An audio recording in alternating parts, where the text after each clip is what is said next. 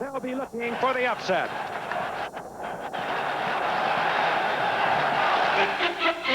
Chicago Bear quarterback Jim McMahon is one of pro football's more colorful players. He is also rapidly becoming one of his finest performers. His last 9 starts have produced 9 victories, but it's the dramatic way in which he has fashioned those wins that has turned on Chicago fans. Earlier this year in Minnesota, McMahon was not supposed to play, an injured neck. But in the third quarter, he came off the bench with the Bears down 17-9. He hit for 3 touchdown passes, 2 to Dennis McKinnon, and the Bears won it going away. If you can run, you can pass. So goes the old football adage, and the Bears can balance their offensive attack with the most prolific rusher the game has known. Walter Payton has nearly 14,000 yards in his career. His self-proclaimed goal is 15,000, but the real capper to his brilliant career would be a Super Bowl victory. The Bears think it could come this year. Tonight will be a tough scene for Green Bay and quarterback Lynn Dickey. The Bears set a league record in wiping out quarterbacks last year. Dickey is the target tonight. But if the Bears don't get to the 15-year veteran, Dickey could turn a dream of an unbeaten season into a nightmare with shots like this to James Lofton. It's a dramatic setting. The Green Bay Packers and the Chicago Bears live from Soldier Field in Chicago. Number 42 and Harlan Huckabee drop. Kevin Butler, the rookie from Georgia, fine kicker, will put it in the air. We're underway before a sellout crowd, 65,000 plus. Gary Ellison will bring it out. And Ellison hit at the 19-yard line in typical Bear fashion. And out comes Lynn Dickey. I talked to Forrest Gregg right before the game. What they know they must do is cool this Bear defense off early. They will come out smoking, led, of course, by Mike Singletary, number 50, the middle linebacker. And here is the 15-year veteran. He has seen it all. A healthy Lynn Dickey over the past few years, racked with injuries early in his career. But over the last couple of seasons, there have only been a couple of quarterbacks, Dan Fouts specifically, Dan Marino, that have put up the kind of numbers he has in terms of touchdowns and yardage. You give Dickey time, he will flat beat you. The offensive unit. The handoff goes to Jesse Clark. And Clark works to the 23-yard line. Give him 4. It'll be second down and 6. Defensively, I mentioned Mike Singletary at the middle. They make him do a lot of things behind that 4-man front. That's how they open. Singletary will cover a back out of the backfield. He'll work against the tight end. There are the linebackers. And the cornerbacks, Leslie Frazier, 21. Mike Richardson, 27. They leave them in a lot of single coverage. They count on the great pass rush, and they'll leave their cornerbacks in single coverage many times. Clark is in motion, and Eddie Lee Ivory over the 25 to the 27, short of a first down by about 3. It'll be third down and 3. Dan Hampton was there defensively for the Bears. There is Ivory coming off a broken thumb in preseason. He had a big game a week ago as he steps out of the lineup for the moment, and Gary Ellis comes in. They'll rotate these backs, the Green Bay Packers. They've been running well all this season. Rated 3rd rushing the football in the NFC. 6th overall offensively, and they've won their last 2. Third down and 3. And Dickey puts it in the air. Tries to get the first down. He's very close to it. He needed to get just out over the 29-yard line, and he'll have the first down in the arms of Steve McMichael. So we talked about his lack of mobility, and yet he gets the first down. Yeah, his lack of mobility. He was trying to get the ball out there to Lofton on a slant pattern, and Mike Richardson had him covered like a blanket. Well, fortunately, he only needed a few yards for the first down, and it was a quick setup, about a 2-step setup, and he only had to run about 4 yards. Former teammate of mine with the glasses on, Bob Schnelker, offensive coordinator for the Green Bay Packers. In his second tour of duty there, now working under Forrest Gregg. On first down and 10, the Packers just inside their own 30-yard line.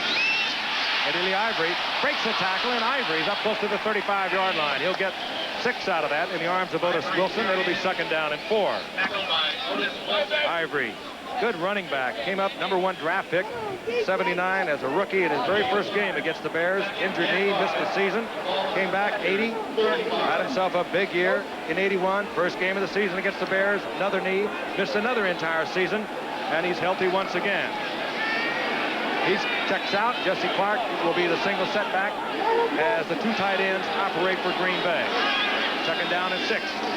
Clark, left side, he's upended, sprawls out over the 35. The ball is loose. There's a scramble.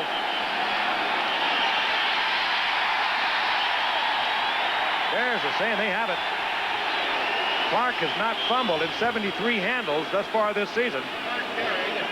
The Green Bay Packers will maintain possession. I'm going to say the Bears are saying they're having it, but the referee is saying that the Packers have it. You know, I look for Dickey to go back to Lofton on that last pattern and have Lofton break it upfield. As tight as Richardson had him covered on the slant, I would like to see a slant and go sometime. All right, it'll be third down. Ball out near the 38-yard line. It'll be just short of 2 yards for the first down. On a 3rd and 3, Dickey a few moments ago tried to go to Lofton and had to run for the first down. The Bears are all up there. Clark. He'll be short of the first down. Clark is short of the first down near the 39-yard line. Forrest Gregg, Hall of Famer, former head coach with the Cleveland Browns. The Cincinnati Bengals took the Bengals to the Super Bowl after the '81 season. Went up and coached at Toronto. Now back in his second year at Green Bay. Joe Prokop comes on to punt for Green Bay. Ken Taylor drops for the Bears. Prokop acquired right at the beginning of the season after he was dropped by the New York Giants. He was in a duel there with Sean Landetta, who won the job. Dave Jennings went to the Jets. Prokop came to the Bears.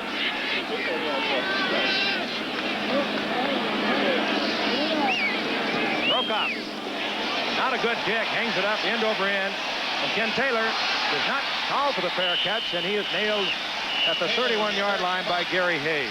4 kicks, 32 yards by Prokop, who has the lowest average in the NFC. They have been struggling with their punting unit. And consequently, the Bears will have good field position. They'll be inside their own 30. 1984, on Monday Night Football, the Packers' James Lofton caught 11 passes for 206 yards. It was the highest yardage total by any NFL receiver last year. What a wild game that was. Our 200th game of ABC's NFL Monday Night Football. Green Bay almost came back to win that game after they were down 14-0 in 37 seconds.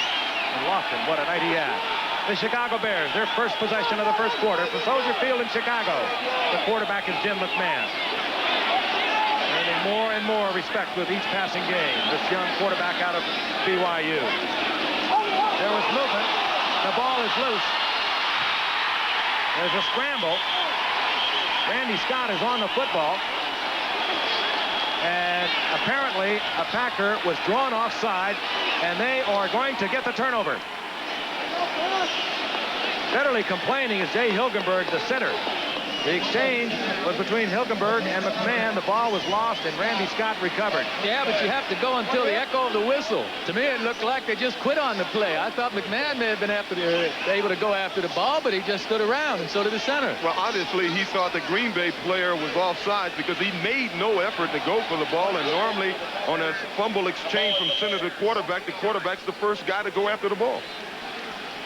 So Green Bay with the first break of the night. We have 11-11 remaining in the first quarter. And the Packers will have the ball near the 29-yard line of the Bears. They would love to get it quickly. And, of course, the big threat is Lofton, number 80. Dickey goes to Epps. And Epps is taken out of bounds at the 21-yard line.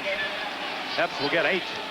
It'll be 2nd down and 2 as Mike Ditka, former Chicago Bear, who was such a star of the team that won the '63 championship over the Giants 14-10.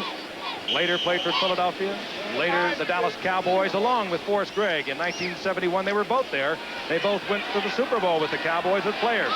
So many interlinking facts here tonight. Later, Ditka coached 9 years with the Cowboys. He's in his 4th with the Bears. On 2nd and 2, Ivory carrying Bears inside the 10 to the 7-yard line. Mike Singletary and Steve McMichael had Ivory. They couldn't get him down. And, O.J., I guess we understand why they are 3rd in the conference in rushing. Well, they're doing an excellent job up front. And, of course, with Eddie Lee Ivory in the game, they're getting outside better than they have in the past. They really have an excellent running game. When you look at some of the averages per carry, some of their guys like Jesse Clark, he's averaging 5.7 yards a carry. They're doing a job up front, Frank. Over 148 yards a game rushing. Clark works back to the inside. Pressure was Richard Dent.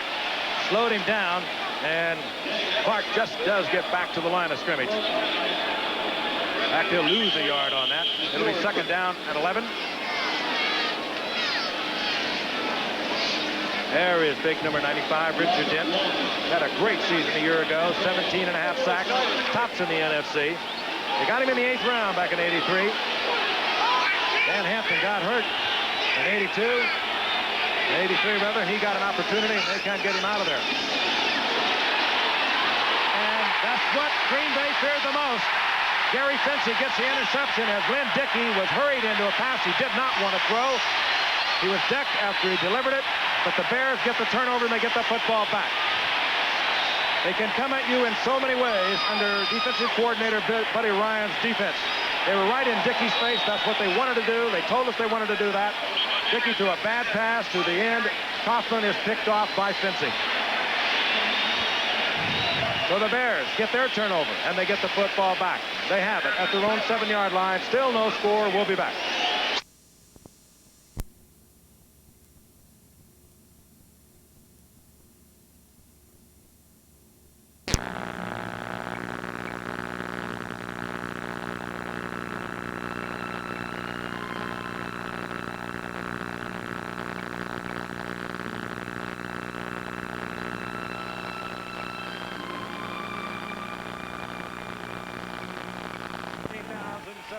Plus that he has made. This is his 143rd consecutive start. That's amazing for a running back on first down. McMahon, Suey, and that Suey loses the football. It's loose and the Packers have it back. The Packers get it back at the 40-yard line. Mike Douglas, as he does so often, makes the big play. He's noted for the turnover, the interception, the fumble recovery, and Douglas gets it back for the Green Bay Packers as we have a hitting football game tonight. McMahon, a fierce competitor. Let's look again. Take a look at him. Just a drop-off pass. There's really no one out here to cover Sue. Put the ball away. Randy Scott put the hit on Suey. Mike Douglas, opportunistic as always, was there.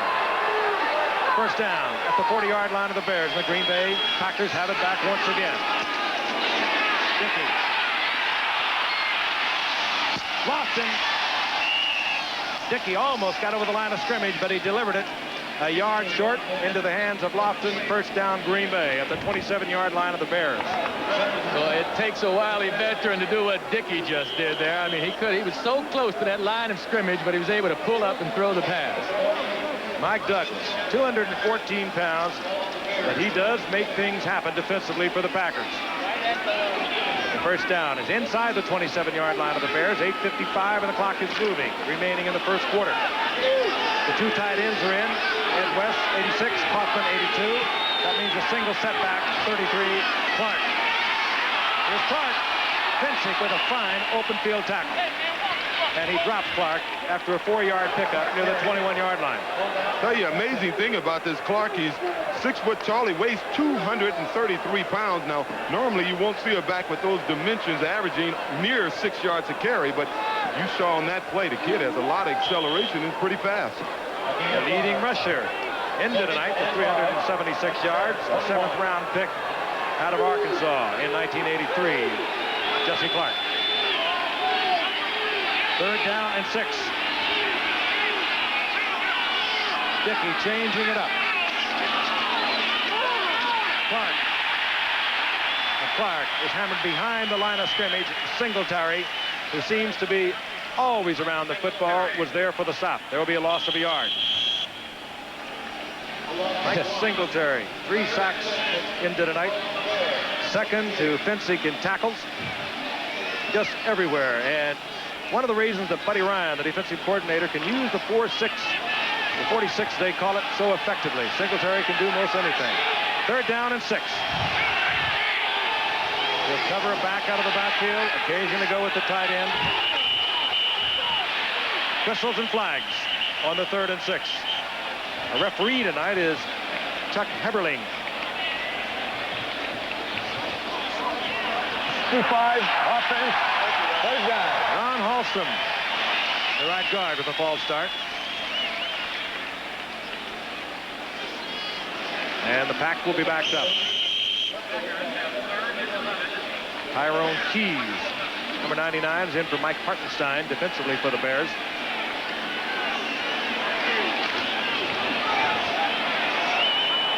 Third down now and 11. Fast-moving first quarter and a hard-hitting first quarter. The Green Bay Packers and the Chicago Bears. Dickey is back. He has time this time. Lofton's wide open. Touchdown. Dickey, Lofton. You give Dickey time. Lofton's going to get open, and Dickey is going to put it there.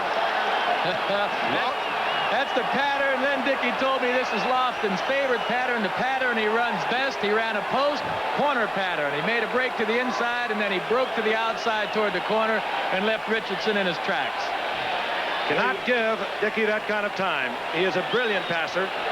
He does not move around too well in the pocket, but you give him time with a receiver like Lofton. Watch his move. A little quick look to the inside. Absolutely destroyed 22 Durison on the inside. Richardson was too far upfield to get back. Del Greco for the conversion. Zorn gets it down, and the Packers have quieted a 65,000 plus sellout crowd here in Soldier Field. We'll be back in a moment. This is the And 2 receptions tonight. Now, in just 8 years, needs only 59 passes to surpass the legendary Don Hudson as the all-time leading receiver for the Green Bay Packers. That's Lofton right there with the cape. It's cool down on this field tonight, but he put a move on Durison, got behind Richardson. Dickey had the time, and he put it right in stride. Deep, Willie Gault, number 83, a dangerous return man. So dangerous, the Packers will put it on the ground. Del Greco did not want to kick away to Willie Gault, who's leading the league in kickoff returns. So the Bears will have good field position near their own 30-yard line. Saturday on CFA College Football, undefeated and second-ranked Penn State will take on West Virginia, or the number 3-ranked team Nebraska will battle the Big 8 rival Colorado. Coverage will begin live at 3 o'clock Eastern time with College Football Today, Saturday, here on ABC. So be with us. The Green Bay Packers off to a 7-0 lead. They won here at the end of last season, 20-14, when neither McMahon, the quarterback for the Bears, or Dickey, the quarterback for the Packers, played. Jim McMahon, the number 1 passer in the NFC. Wants it back quickly, going to Willie Gault. And beyond his outstretched hands. Double coverage on Willie Gault deep downfield. But McMahon getting the Green Bay Packers secondary's attention. That was a zone coverage, and they had 2 guys back there trying to keep up with Gault, and Gault ran by both of them. Number 41, Tom Flynn, he had given Gault about 15 yards, and Gault still ran by him. I think that's going to open up some of those cross patterns later on. He's going to have to give him a much bigger cushion. Willie Gault, of course, the first-round pick in '83. Had he chose to do so and not turn pro, would perhaps, in all probability, been in the Olympics as a hurdler, or perhaps even a sprinter. World-class sprinter from the University of Tennessee, Willie Gault. It'll be second down and 10. Matt Suey, number 26, Peyton, 34. Movement again at that line of scrimmage. Peyton. And Peyton has first down yardage, I believe, out over the 40-yard line. An 11-yard pickup. The 2 linebackers, Scott and Anderson, defensively there for Green Bay. And it will be first and 10, the Bears. Frank Gifford, along with Joe Namath, O.J. Simpson, the new father. He and Nicole having a beautiful little girl that arrived last Thursday. Sidney Brook, 5 pounds, 11 ounces, watching the Chicago Bears and the Green Bay Packers. First quarter action, 6:05 remaining in the first quarter. The Packers have scored first. Touchdown pass, Dickey to Lofton from 27 yards out. They lead the Bears 7-0. On first and 10, McMahon. Play action to Peyton. The tight end, Emory Moorhead, was open, and McMahon didn't get it to him. And already we have a scuffle down on the field. These 2 teams, bitter rivals over the many years. They first played in 1921. Jim McMahon. What a show he put on a few weeks ago on a Thursday night telecast we brought you.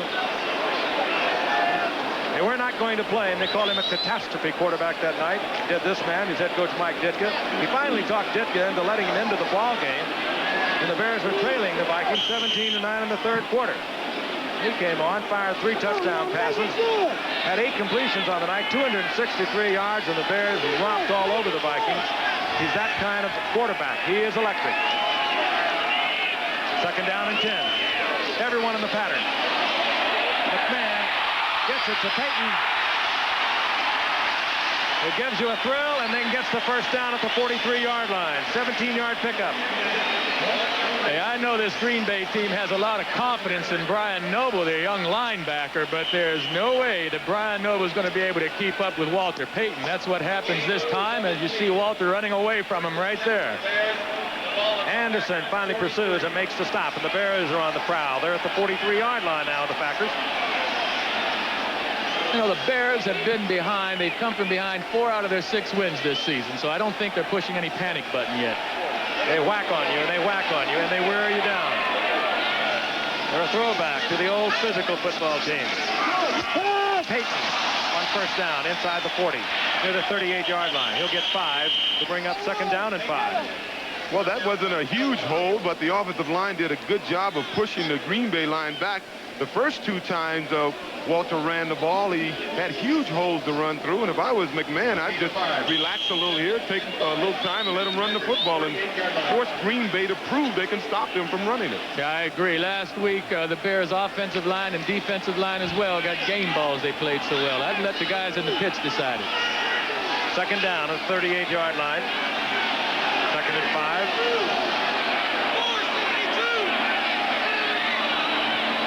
McMahon changes off and draws the Packers off.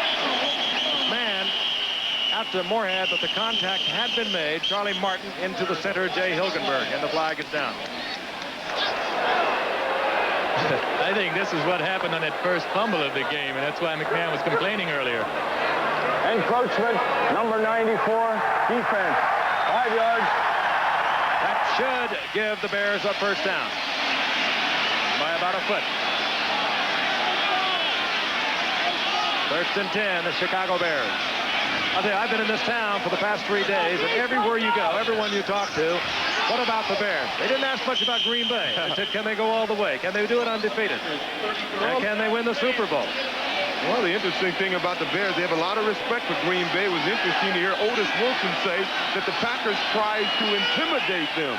Try to intimidate the Bears? They wrote the book on that. At the 38-yard line, first and 10. Matt Suey, and he's hit at the line of scrimmage. Randy Scott makes the stop. It'll be second down and 10.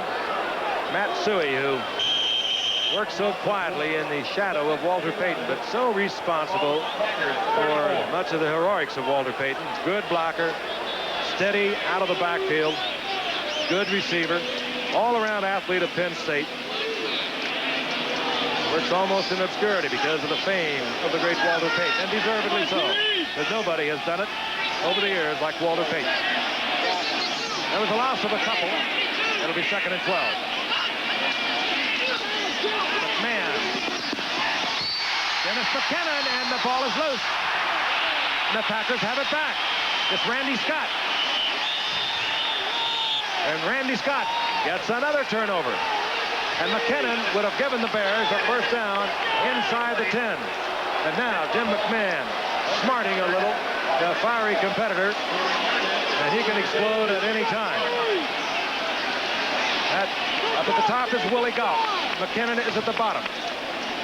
McKinnon simply runs a post pattern. It's man-for-man coverage here. And McMahon reads it and throws a strike, but it's a heck of a tackle by Mark Lee, who strips the ball from McMahon.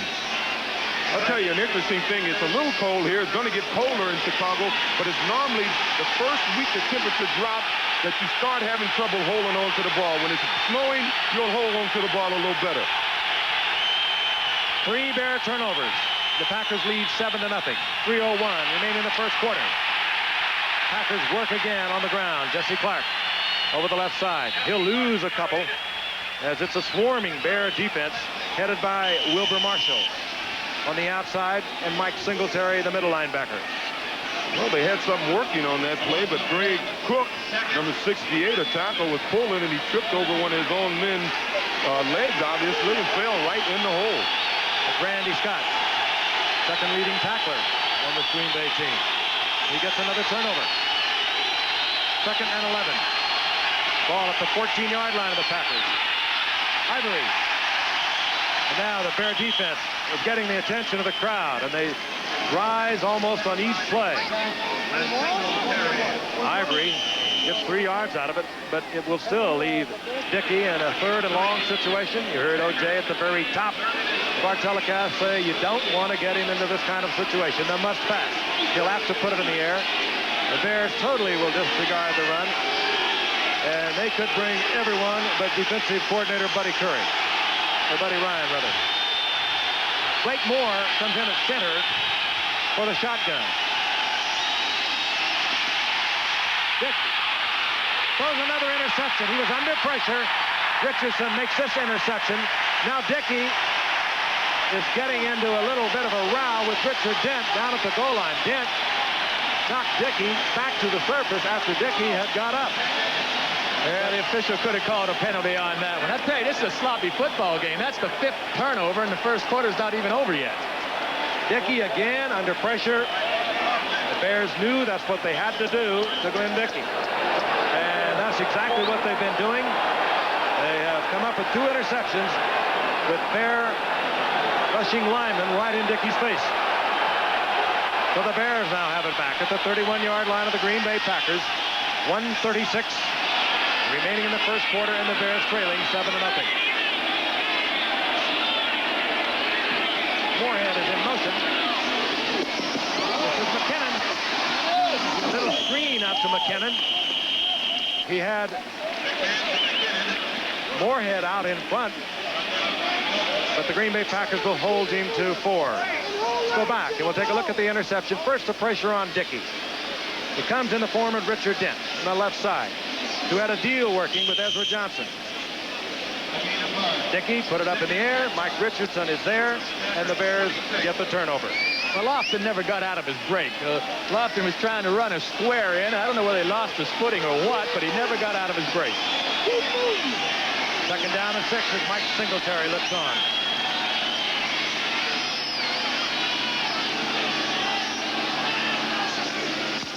McMahon. Out of the backfield is Walter Payton. Yes. Now they're saying he's out. And the crowd doesn't like it. McMahon doesn't like it. But they were right on top of it. Walter made an excellent catch. Actually, Green Bay was in the correct defense. Number 26, Tim Lewis, was covering Walter. You want a cornerback on a running back, you should be able to cover the man, but Walter goes up, makes an excellent catch, and he comes down on, well, it looks like a 1 foot and a knee hit. Wrong knee. Very close. Payton with a fine catch. You must come down with both feet in bounds. 3rd down and 6. 4 wide receivers are in. Margarine, 82, is in there with Brad Anderson. They join McKinnon and Galt for the Bears. McKinnon in motion. Flag will go down. A free one for the Bears. A Packer was offside, and the Bears had a free opportunity. They made the most of it. Willie Galt coming down with 1st down yardage. Anderson was there defensively. Offside. Defense. Number 59. Penalty is declined. 1st down. 1st down, Chicago, near the 20-yard line of the Green Bay Packers. Hard-hitting game tonight. We're looking forward to a good one next Monday night. Dan Faust is back. Kellen Winslow is back. They lost a tough one yesterday to the Vikings. The Vikings playing good football, but it was good to see big number 80 back out there, coming back from that knee injury. Good to see Dan Faust back. 1st and 10, the Bears. They trail 7-0. Inside 1 minute remaining in the first quarter. Walter Payton. Payton inside the 15. He's down close to the 12-yard line. Just good, hard running. It'll be 2nd down and 2. Tom Flynn had to make the stop from the safety position. Of course, Walter, and they don't rely on him as much as they did in the past when he was their only offense. I think Walter is enjoying himself a lot more today because he doesn't have as much pressure on him, but In a game like they're playing tonight, the holes that they're opening for Walter, if they gave him the ball the way they would 5, 6 years ago, Walter may break an NFL rushing record here tonight. The Bears are going to let the final seconds tick off. That's what they do. And the first quarter expires with the Green Bay Packers on top 7-0. I know Sidney Brooke Simpson's father, O.J., and Jessica Grace Namath's father, JoJo. A couple of proud fathers here in the nursery. Watching a very interesting football game. Two bitter rivalries. Two bitter rivals, the Green Bay Packers and the Chicago Bears. Been playing now since 1921. Bears 6-0 in the season. The Green Bay Packers 3-3. Bears down 7-0 as we begin the second quarter. They're looking at a second down and 3. The ball at the 12-yard line of the Packers.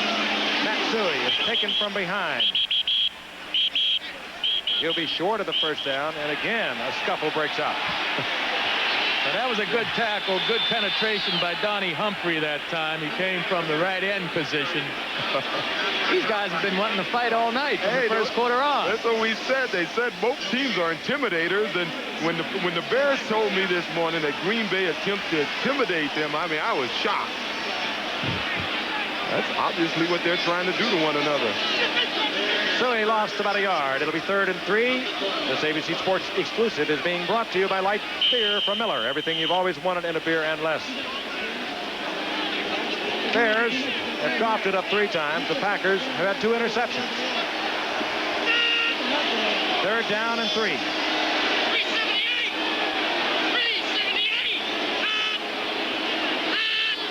Moorhead on the move. Matsui. Almost breaks it into the end zone. He gets the first down at the 2-yard line. It'll be first down, goal to go. Matsui did an excellent job on that run. He's as I said, you said he's a good back to be in the backfield with Peyton. The best thing he has is his attitude. He's happy for Walter whenever Walter can get the yards. And here's his chance to score. Of course, if that was Walter with the ball, he would have turned up a little sooner and been dancing in the end zone. The 2 guards pulled that time, Mark Bortz and Tom Thayer, to lead interference, and they did a heck of a job. The Bears bring in the refrigerator, William Perry, their #1 draft pick from Clemson, the 350-pounder. They put him in the backfield. The crowd loves it. But now Jim McMahon does not like what he sees across the line of scrimmage, and he does not like what he sees with the 30-second clock. It was ticking off. He calls time. I'm a little concerned about that. As you know, Perry, the refrigerator, he carried the ball 2 times last week for 4 yards against the 49ers. Perry's running back in the backfield now for the Chicago Bears is Walter Payton, the refrigerator. They call him Biscuit because when he came to camp, it was Hampton who looked at him and said, "1 more biscuit and you'll be over 350 pounds. That's thunder and speed. There he is, he's big number 72. Thunder and lightning. First and goal to go. Peyton, hangs in behind the refrigerator. And this crowd loves it. They've been writing about this. They stuck him in the backfield a week ago against the 49ers. Many thought out of spite for Bill Walsh's use of Guy McIntyre in the NFL championship game, NFC championship game a year ago when they used Guy McIntyre in the backfield. But look at him. Look 350 pounds leading Walter Payton. He hits George Crumby, number 52, and watch him. Oh. It took him right out of the stadium. That's Crumby. Sellout crowd oohing and awing as Kevin Butler is on to tie it up.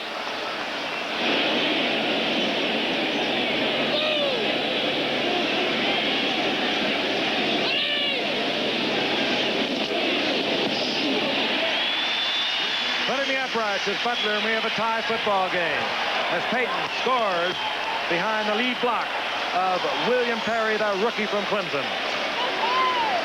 About 350. Buddy Ryan said it was a wasted draft pick, but Buddy Ryan, the defensive coordinator, didn't know that he could work into the backfield like he has. As a matter of fact, he's turned into a fine defensive lineman.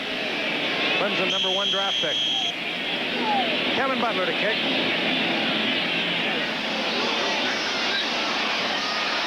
Ball is bobbled by Ellis, and he'll have to bring it out. The Packers are in trouble at the 3-yard line. Not a smart play by Ellis. He should have let the ball roll into the end zone and then downed it. He could have downed the ball in the end zone had he let it roll in there. Let's look at William Perry, his lead block once again for Walter Payton. Moorhead leads at number 87, but look at Perry. He looks like a Mack truck. Just bowling over number 52.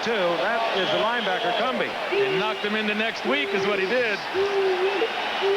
I wonder if Cumbie knew he was coming at him. He was outweighed 101 pounds at least. Green Bay, a first down at their own 4-yard line. Ivory is the single setback. Ivory. Good move by Ivory. Just missed the Durison at the goal line. Finally, Ivory goes down in the arms of Hampton right at the line of scrimmage. It was a sloppy played game in the first quarter. There were 5 turnovers. 3 Bear fumbles, 2 Packer interceptions. Sloppy and really hard hitting. Characteristic of a Bear Green Bay Packer game. 6-0. Chicago Bears, the 3-3. Green Bay Packers in the Central Division of the NFC. 2nd and 10. Clark. And smothered. Otis Wilson. Again at the line of scrimmage. Perhaps a yard. It'll be 3rd down and 9.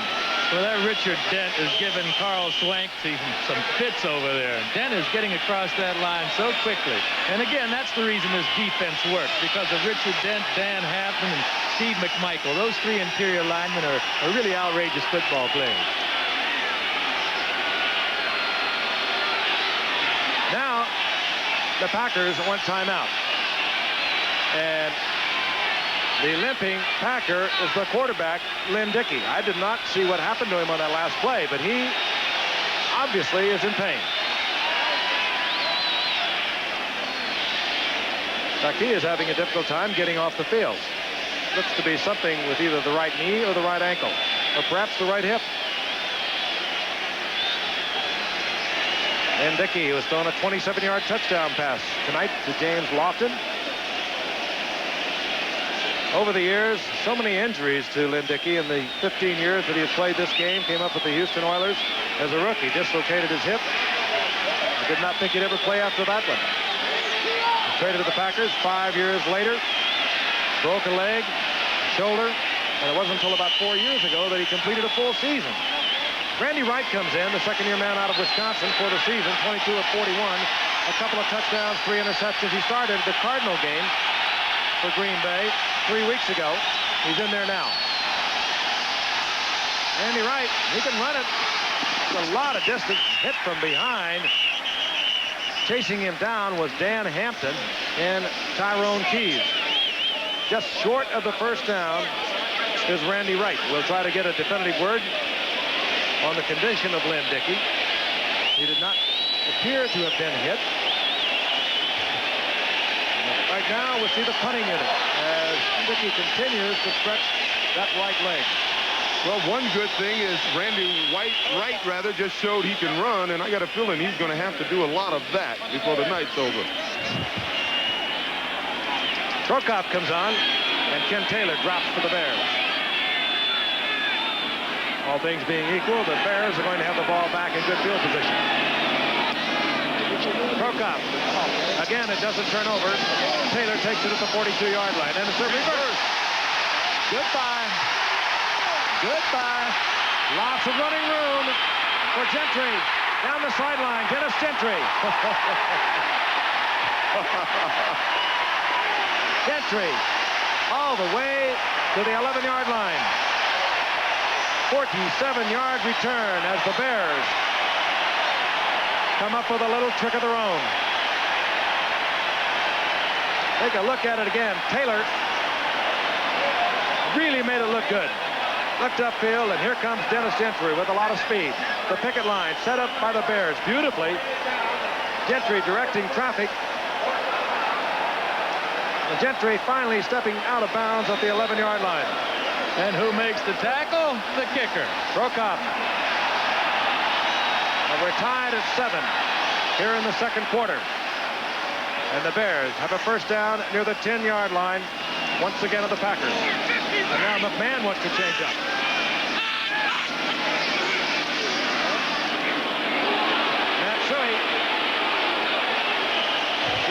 down at the line of scrimmage. Robert Brown was there, and a flag is also down. Well, what is this? This is just they're opening up a bag of tricks, because I've never seen a play like that play and looked like it was going to be a pass, and he sort of shovel passed the ball out to Suey. Bears holding. And once again, a mistake will cost the Bears yardage. One thing, if you make this game fun, you're going to get better playing football players. And one thing Mike Ditka appeared to have done this year is he's made this game fun for these Bears.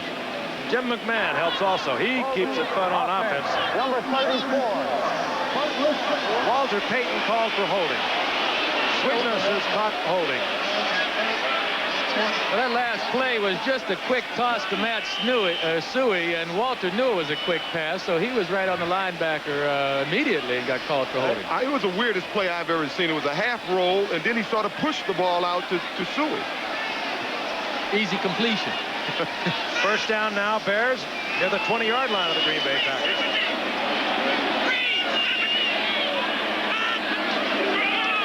Walter Payton with the fake. And McMahon with a lot of time comes back to Payton on the pass. Ball is free once again, and Green Bay covers. Robert Brown. Payton coughs it up, and the Bears now have fumbled four times. I don't believe this. I don't think anyone believes this. The field isn't wet. It's not raining. Why are they dropping the ball so much? Well, this is the first week it's really gotten cold here, and sometimes you get a film on your hands. You got to get used to the cold weather. You can see Walter's not the primary receiver. He's just open. He gets the ball and picked up about 9 or 10 yards on this play, and he just coughed up the football. Mark Lee was there for the hit. Robert Brown covered the football, and the Packers have it back at their own 12-yard line.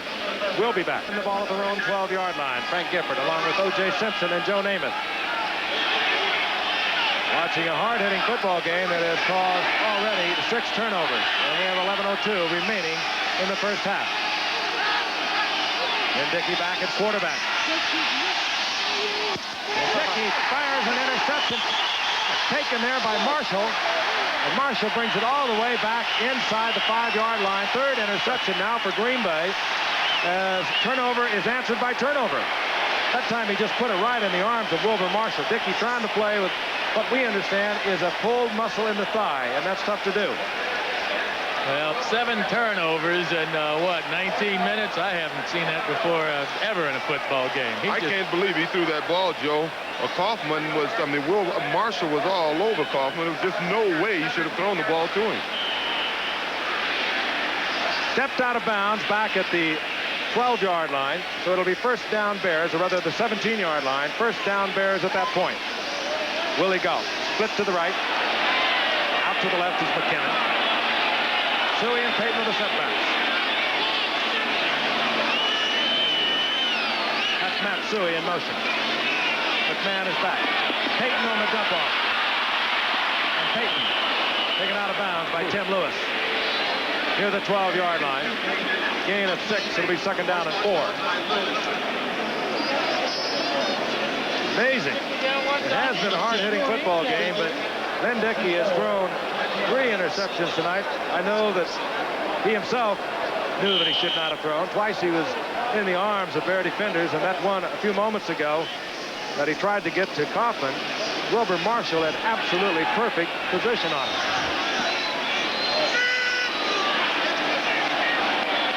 Second down and 4, Bears. Walter Payton. Payton, and they'll mark it inside the 1-yard line, even though he falls close to the goal line. Well, I don't want to be redundant, but they can do this all night. Every time Walter's gotten his hands on the ball, there have been real nice holes up front for Walter to run through, and I think Walter can run for well over 200 yards, but they continue to give him the ball tonight. Look at this. Huge opening. And the first Packer went for the ball instead of the tackle, and you don't arm tackle Walter Payton. He takes it all the way down inside the 1. First down, goal to go. Payton now, 6 carries, 55 yards, 3 receptions, 31 yards, and Perry is in the offensive backfield for the Bears. He'll be the lead blocker. They give him the football, and Perry, touchdown. William Perry spikes the football. And this crowd loves it. They've been reading about this all week long. what I like about him? He looked like Marcus Allen on that play. He was airborne. Hey, there was nobody trying to catch him. No airport was open. Perry may revolutionize short yardage offense. And the Bears take the lead.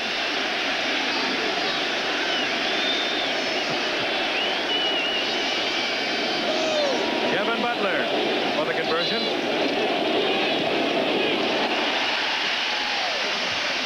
They love it in Chicago. William Perry takes it in from the 1-yard line. The Bears lead the Packers 14-7. Round the world through the heat and rain, yeah. Across the Alps and against the grain, yeah. Wherever Buick Electra went in the world, it left behind new standards of luxury and performance. It's here to stay, yeah. 42.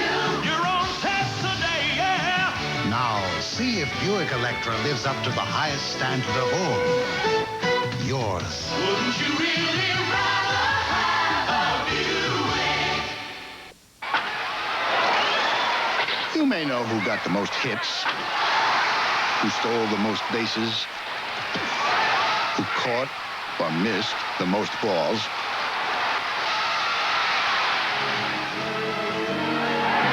But do you know which company's financial strength protects every single major league ball player?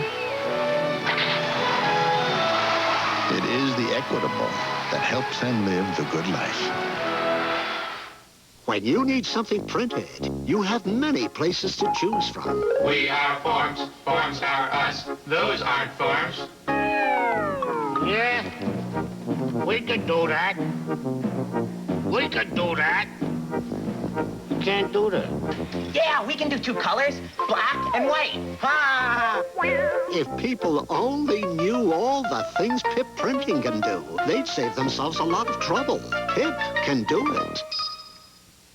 Coming Sunday, November 3rd, John Jake's epic story of love and war, North and South. There was Red Grange, there was Willie Gallimore, there was Gale Sayers, and now there's William Perry a moment ago. 350 pounds banging into the end zone, and he had the audacity to put it in the air, O.J. To dive in. Give me a break, William.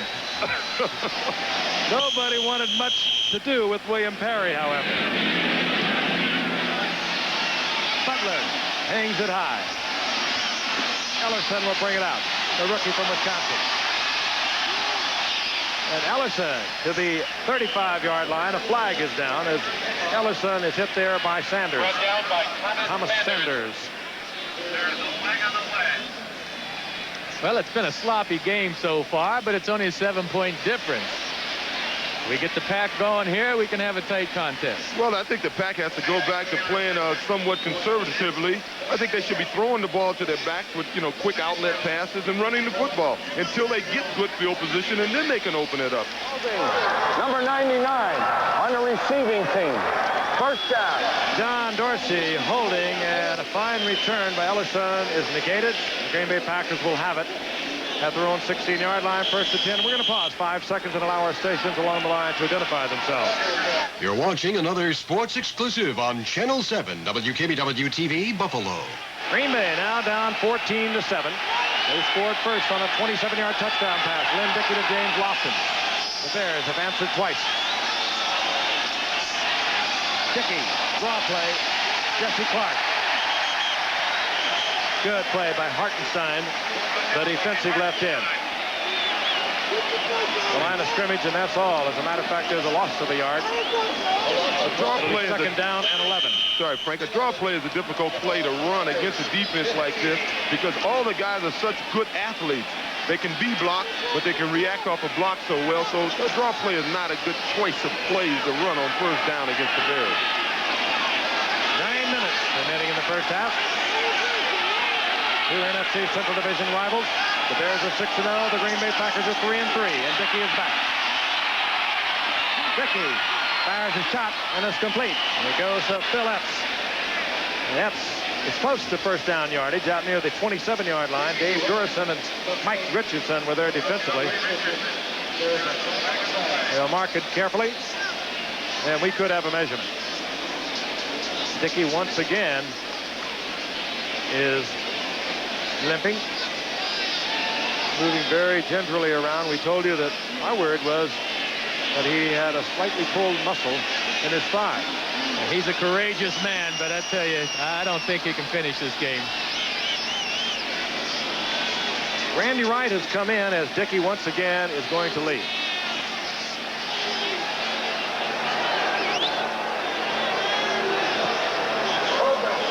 I remind you, our coverage of the 82nd World Series again tomorrow night, live at 8 o'clock Eastern Time from St. Louis, Missouri.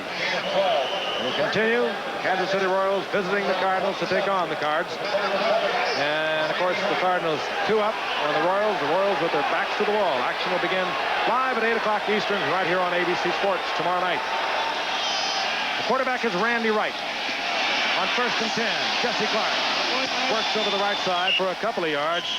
Down in the arms of Wilbur Marshall. It'll be 2nd down and 8. But once again, they look at Lynn Dickey on the sidelines. There is Dickey. And holding the hip, it seems more than the thigh, but that's what we have been told. Randy Wright, as I mentioned earlier, started against the Cardinals 3 weeks ago when Lynn Dickey volunteered to bench himself, but not had a good game the previous week against the Jets. Wright was not effective, and Dickey came back in that game as we look at Clark out over the 30-yard line for a couple to bring up a 3rd down and 6 situation. Steve McMichael there on the stop. Randy Wright was a 6th-round draft pick last year. And last year he was 27 of 62, did not play that much as Lynn Dickey had a very healthy year. He threw a couple of touchdown passes and 6 interceptions in 1984. Hurt his knee against the Bears here in a game the Pack won 20-14 December the 9th, and Randy Wright underwent surgery in the offseason. He's the quarterback for the Packers now. He's under pressure, a lot of it. They could call that if they wanted to. It's a referee's option. He threw the ball away.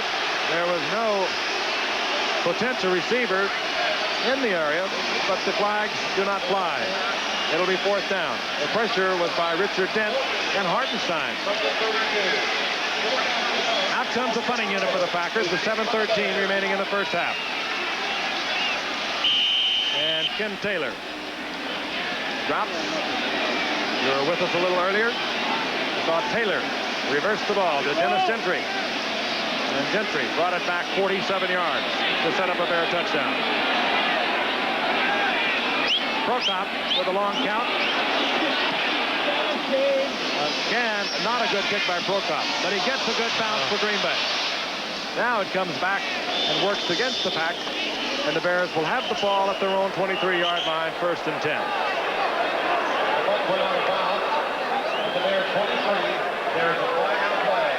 There was illegal motion on the part of the Packers, and we could see this kick once again.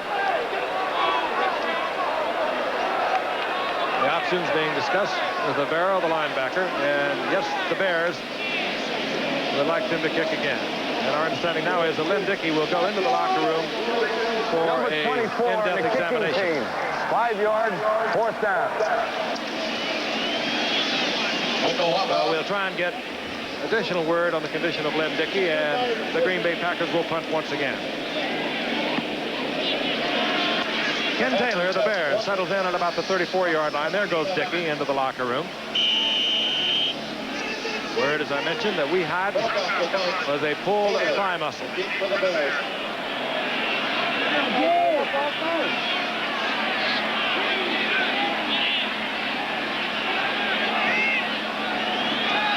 Prokop, he's had a tough night. This time he hangs one up there with good distance, and it drives Taylor back to the 24, and he bobbles it. But Taylor steps out of bounds near the 14-yard line. Jim McMahon, he is a character. We asked him what he does, what he thinks he does to help pump up a ball club, because he certainly does that. Well, I just, you know, I try to add some life, add some fun and excitement to the ball game. You know, whether it be acting stupid or just trying to get them pumped up, or I think they just, what it comes down to is they have a lot of confidence in my abilities. And so they're going to play that much harder because they know I can get them out of a bad situation at times. And, you know, I like to have fun at the game, and I think that's what I bring to the offense. And does he ever? He brings fun to it. One of the most competitive young quarterbacks around the National Football League today. We'll hear more about him at halftime. Good play action by McMahon. Gets the ball to Moorhead, and Moorhead zooms out over the 35 to the 37. Good play action by McMahon. Good fake to Walter Payton. Throws the linebackers, and he was able to get it in there. Yeah, the play action fake held the linebackers, and Moorhead ran a crossing pattern behind him, wide open. And the former Giant and the former Denver Bronco gets the first down for the Bears up near the 37 on a 23-yard pickup. Bears leading 14-7. They're 6-0 in this young NFL season.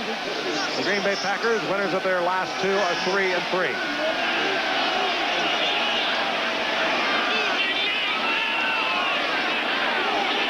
Suey in motion. And again with a lot of time. Gets it to Moorhead, and he bobbles the ball. Will they call it incomplete? Yes. Randy Scott stripped the ball from Moorhead, but he never had possession. The pass is incomplete.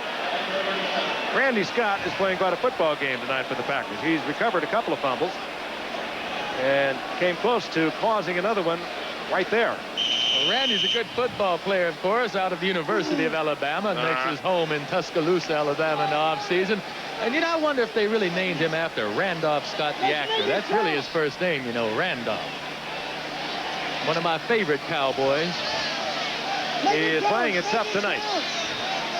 Second down and 10. McMahon's got them all in the pattern, and he still has a lot of time. Tries to get it to Payton. Payton was well covered by Tom Flynn. Second-year sensation out of Pittsburgh. Number 41 was right with Walter Payton all the way. It'll be third down and 10. I'll tell you one thing, for the most part, the Packers are rushing their 3 down linemen, and they're not putting any pressure at all on McMahon, and I think they're going to have to start blitzing. They're not basically a blitzing team, but they can't give him this much time. Consequently, Matt Suey and Walter Payton are both working out of the backfield, and what is happening, the Bears are getting every potential receiver into the pattern, and they're getting no pressure on McMahon. Well, I'm surprised the Bears are passing the football as much as they are. From the shotgun, third down and 10. McMahon is 8 of 13, 96 yards. He'll run it. McMahon gets the first down. Spotted the first down marker. Gets it out close to the 48-yard line. An 11-yard pickup. Walter Payton with a good block for McMahon coming back. He saw his quarterback in trouble, double back. And a lot of people overlooked that about Walter Payton. He does everything on a football field. On the first touchdown pass against Minnesota when McMahon came in the third quarter a few weeks ago, it was Payton that made it possible. Here he is again. That is a block. That is a good block. Just the way they teach you. He's strong. Unbelievably strong for his size, and perhaps one of the best conditioned athletes I've ever known. First and 10, 48-yard line. The Bears moving once again. Payton. That's what I mean by strong. Just stripping tacklers away from his body at midfield. He broke the tackles of 2 Packers. I think something is wrong with the headgear. Something is wrong with the pad. I know he has a broken shoulder pad. I tell you, the way he's running tonight, he must be averaging 7 or 8 yards a carry. He wants to get right back, 9.1 yards a carry. Sure, he wants to get back out there as soon as possible. Dennis Gentry comes in, number 29, to get Payton a breather. When you got something going like this, O.J., you don't want to lose it, do you? Hey, I want to play. Gentry. That's what we mean. When it's working, it'll work for anyone. Gentry gets the first down. He's near the 38-yard line of the Green Bay Packers. Tom Flynn tripped him up. On the sideline, you can bet that Payton is saying, let's get this fixed. I want to get back in there and get some more of that. Really, because the Packers haven't stopped the Bears yet. The Bears, of course, with the 4 turnovers, stopped themselves. If you weren't with us earlier, the Bears with 4 early fumbles, 3 in the first quarter. The Packers have had 3 interceptions. It's been that kind of night. First down, Chicago. 38-yard line of Green Bay. The blitz is on. McMahon rolls away from it. Tries to get upfield to Suey. John Anderson, very unheralded linebacker, was back there defensively. Anderson just plays perhaps a perfect game week after week. But because of the tremendous proliferation of great linebackers in the National Football League over recent years, you don't hear much about John Anderson. You probably won't until the Packers put together a playoff team.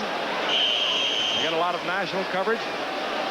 You know, Week after week, he plays great football. Yeah, he plays solid football. He's not what you would call an impact player. He doesn't come up with the big play that the other linebacker, number 53, Mike Douglas, does. But just solid football every week. No one's better than he. Second down and 10. Packers came with the blitz, trying to pressure McMahon. They do it again. McMahon, as he goes down, being hit there by Randy Scott. Robert Brown was also there, got rid of the football. Well, it's about time they started blitzing. Some folks may have thought that there was intentional grounding, but Emery Moorhead, number 87, was in the vicinity of the pass. You know, we're talking about John Anderson in the offseason. He's a sportscaster. How about that? A sportscaster in Milwaukee on a radio station. Third down and 10, Chicago. 4 minutes remaining in the first half. Bears leading the Packers 14-7. The 4 wide receivers are in. Marjoram, 82, Anderson, 86. They join McKinnon and Willie Gault. Underneath to McKinnon. He has the first down. He's near the 26-yard line in the arms of Tim Lewis, a 12-yard pickup. Someone just simply blew the coverage that time. There wasn't a defender within 10 yards of McKinnon. When he caught the pass, that is. They move the sticks in the Bears with the seconds ticking away. 3:30, the clock is moving. They have a first down at the 27-yard line of Green Bay. Andy Frederick comes in at right tackle for the Bears. That's Keith Van Horn. Fine offensive tackle on the right side, limped off the field. There's Van Horn. Bears are inside the 27 of the Packers. Matt Suey carrying the ball in the wrong arm. Squeezes a yard out of it, perhaps 2. It'll be 2nd and 8. Ezra Johnson defensively there for the stop. Halftime. Interesting features coming your way. We're going to take a look at this rivalry that has been going on since 1921. Closer look at Jim McMahon. Maybe a lot of you have not been following his career.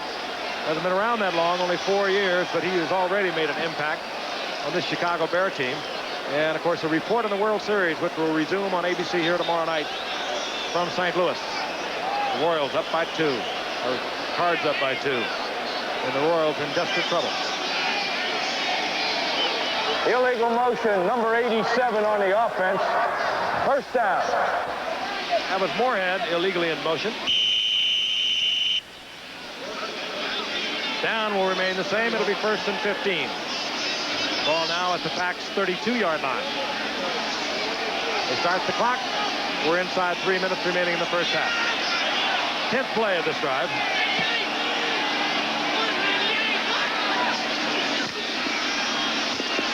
McMahon under pressure gets it to Matt Suey. Suey with good running. He broke the tackle of Tom Flynn and will get another Bear first down. Also stopping the clock as he stepped out of bounds at the 14-yard line. That was a lot of football by one player, Matt Suey. He broke the tackle, maintained the cool, stepped out of bounds, and conserved a timeout. There comes the pressure from Randy Scott, number 55. Good play by McMahon. 17-yard pickup. And he saves the timeout. The Bears, of course, had to call one earlier. They only have 2 remaining.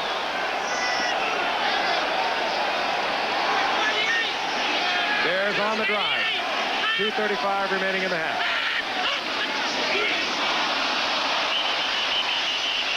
Robert Brown in the Bears backfield, and I don't believe he was drawn off. He was trying to anticipate the count.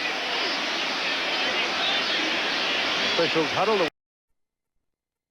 2:35 remaining in the half.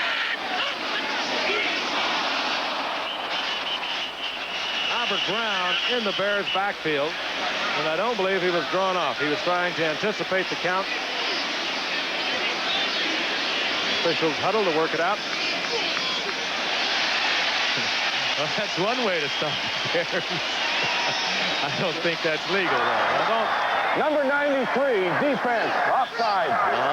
First down. Robert Brown, he was almost in the huddle with them. He's having a big year. Alfonso Carricker has a broken hand, his broken left hand. He's been filling in on passing situations, doing a lot of work, and Brown is having a big year, the fourth-year man out of EPI. Keith Van Horn appears to be all right, number 78. The Bears inside the 10 of the Packers. First down and 5. Walter Payton. And this time, Payton tries to squirt outside, hit at the line of scrimmage. He'll still get a couple out of it. It'll be 3rd down and 1 as we get the 2-minute warning.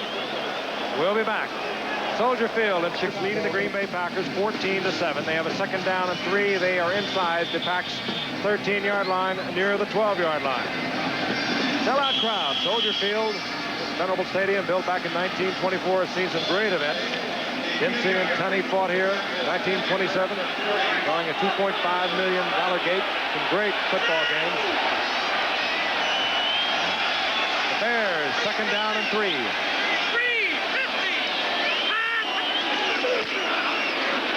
Silly to the 1-yard line. And will we see William Perry, the refrigerator? On the goal line offense. The crowd is already anticipating Perry coming onto the field. And here he comes. Listen to the crowd.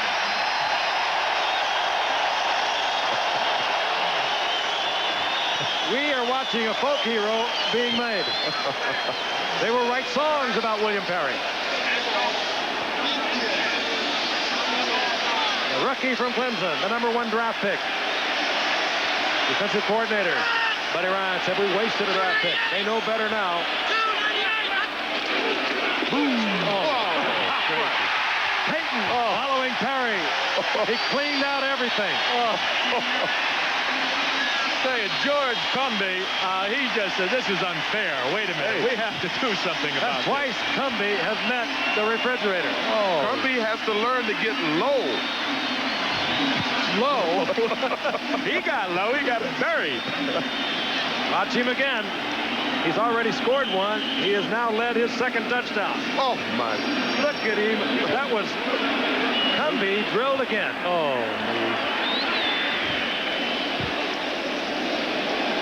Butler on again.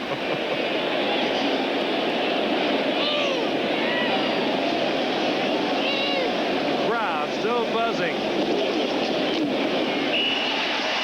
And the Bears have opened up a 21-7 lead with 1:11 remaining in the first half. And a roar of appreciation from Bears fans. They've gone wild over this team here in Chicago.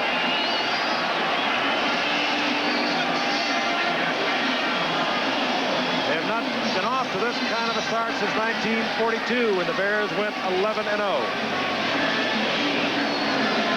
They are looking awfully good. They beat Tampa Bay in the opener. They beat New England. They beat Minnesota. They beat Washington. They beat Tampa Bay.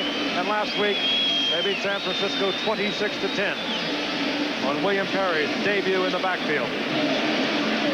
Green Bay got off rocky. They lost to New England. 20-26. They beat the Giants. They lost to the Jets. They lost to the Cardinals. They won their last 2 over Detroit and Minnesota.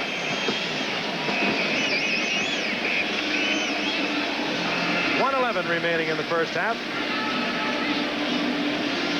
And Kevin Butler will put it in play. The Chicago Bears have a lot of fun. They're a very together team. You sense that when you talk to them individually. That is what makes the winning football team.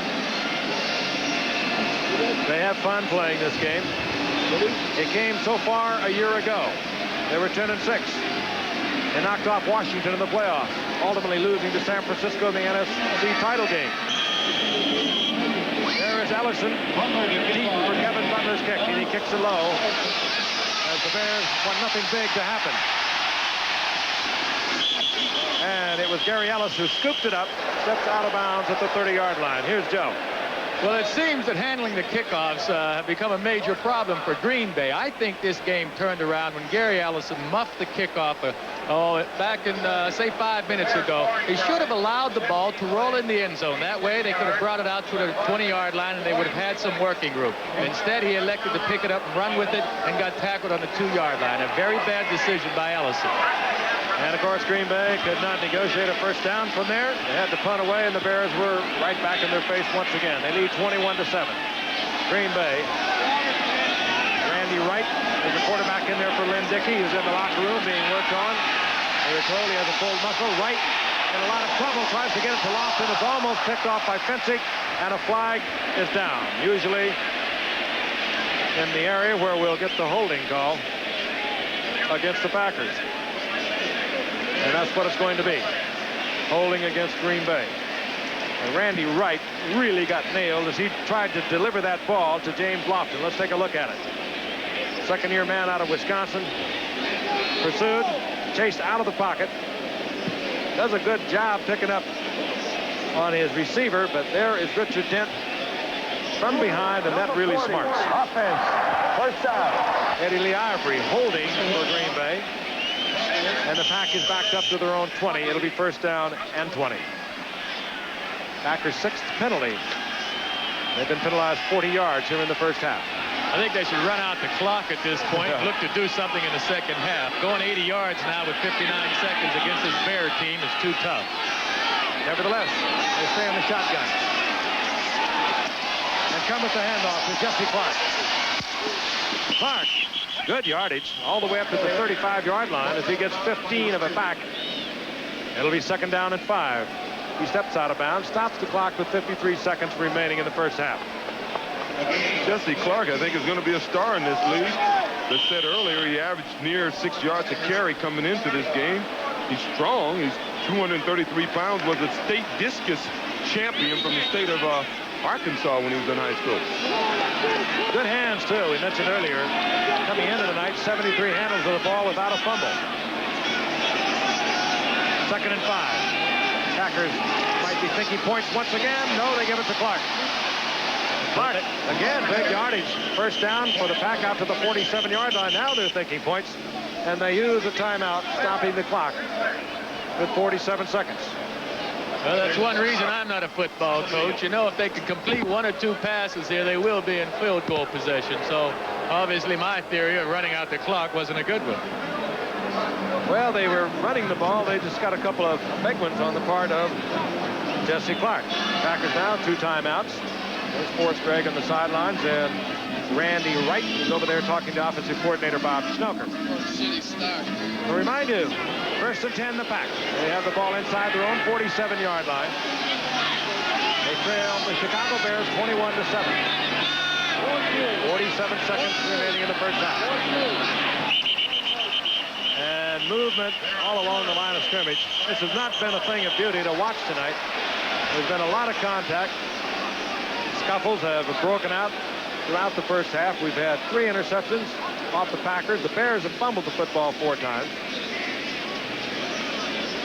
Not your cosmetic beauty. And another penalty coming up. Here's Chuck Heberling. Hold it, boys. I have something to say. Ball start. Offensive line. Still first down. Well, they did it in unison.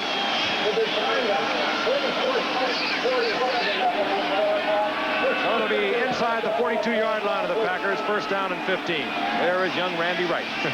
6'2", 194 pounds. With the left off, the Packers are first and 15 from their 42. Now they're changing the time on the clock. So will be a moment while they adjust the situation.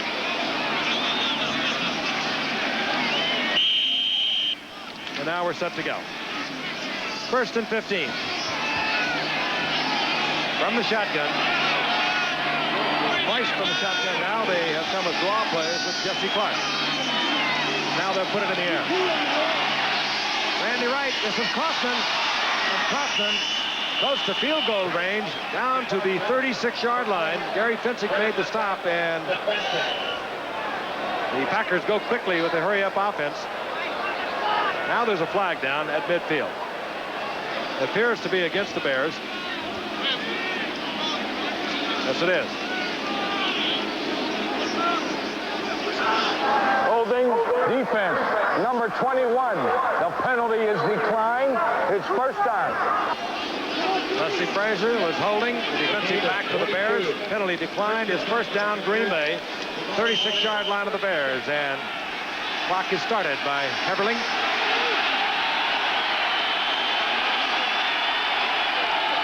And the shotgun. Wright gets it off. Gets it complete to Lofton, but Wright paid quite a price.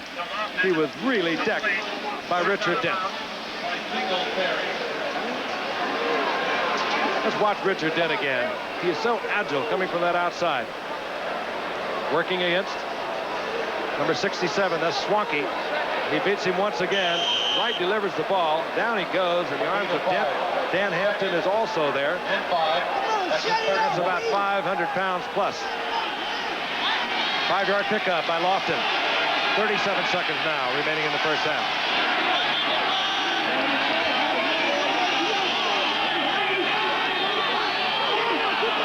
Green Bay will have a free one. The Bears were in the neutral zone, and the flag went down. Dan Hampton again pressuring Randy Wright. Flag is down at the line of scrimmage, and we should have an offside call against Chicago. Dan Hampton appeared to encroach into the neutral zone.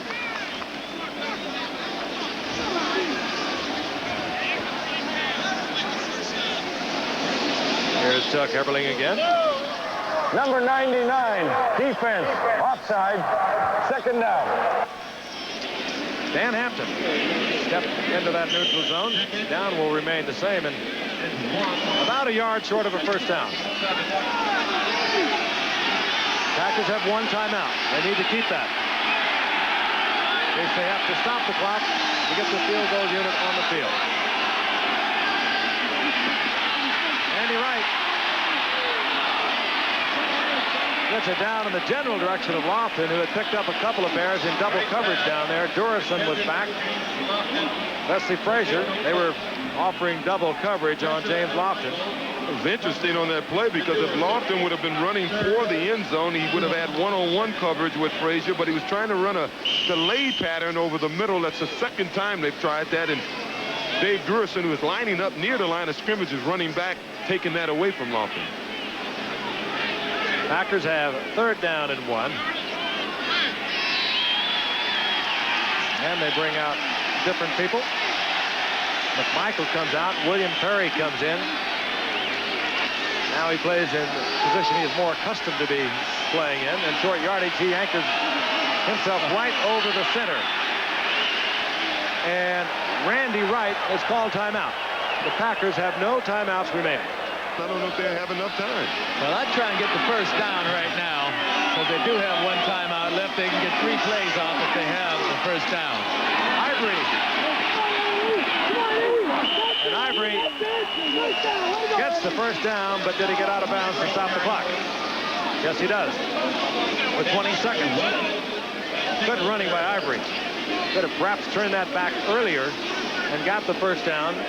But he stretched it out, got the first down, and was able to kill the clock by getting out of bounds. Well, they're going to have at least. The head coach, that's Bob Schnoker, the offensive coordinator with the glasses on. He calls the plays.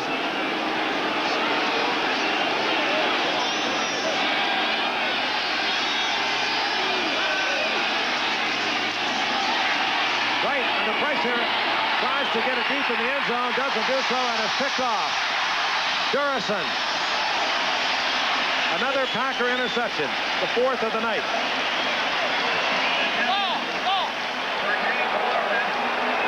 4 times the Bears have picked off the Packers. The flag is down. Durison brought it back out to the 20-yard line. Dave Durison filling the big shoes of holdout Todd Bell, who remains a holdout after the trading deadline, which was last Monday. Along with Al Harris, 2 key elements of the Bears defense from a year ago, both remain holdouts. 55, Otis Wilson. Illegal block, number 55 on the return. First down.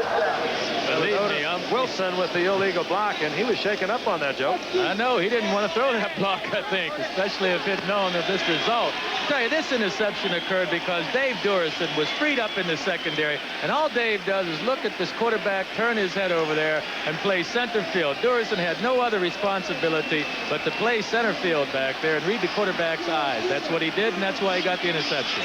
Bears are playing Bear football. I guess you'd call it Coyote Ugly. They've had 7 possessions tonight, 3 touchdowns and 4 fumbles. And they have it back at their own 10-yard line. There's Dave Durison. He was a nickelback a year ago.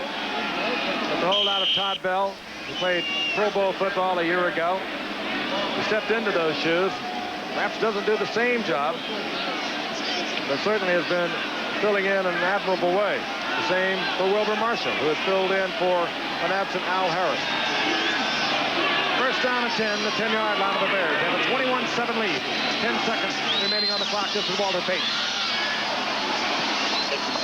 And Payton will step out of bounds, leaving the clock with 4 seconds, just short of a first down. Randy Scott over there defensively.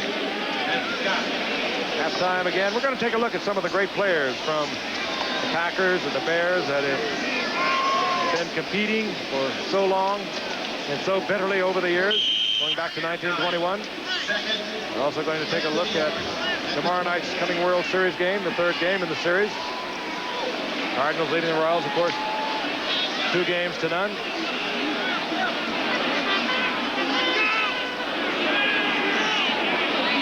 Second down, less than a yard for the Bears.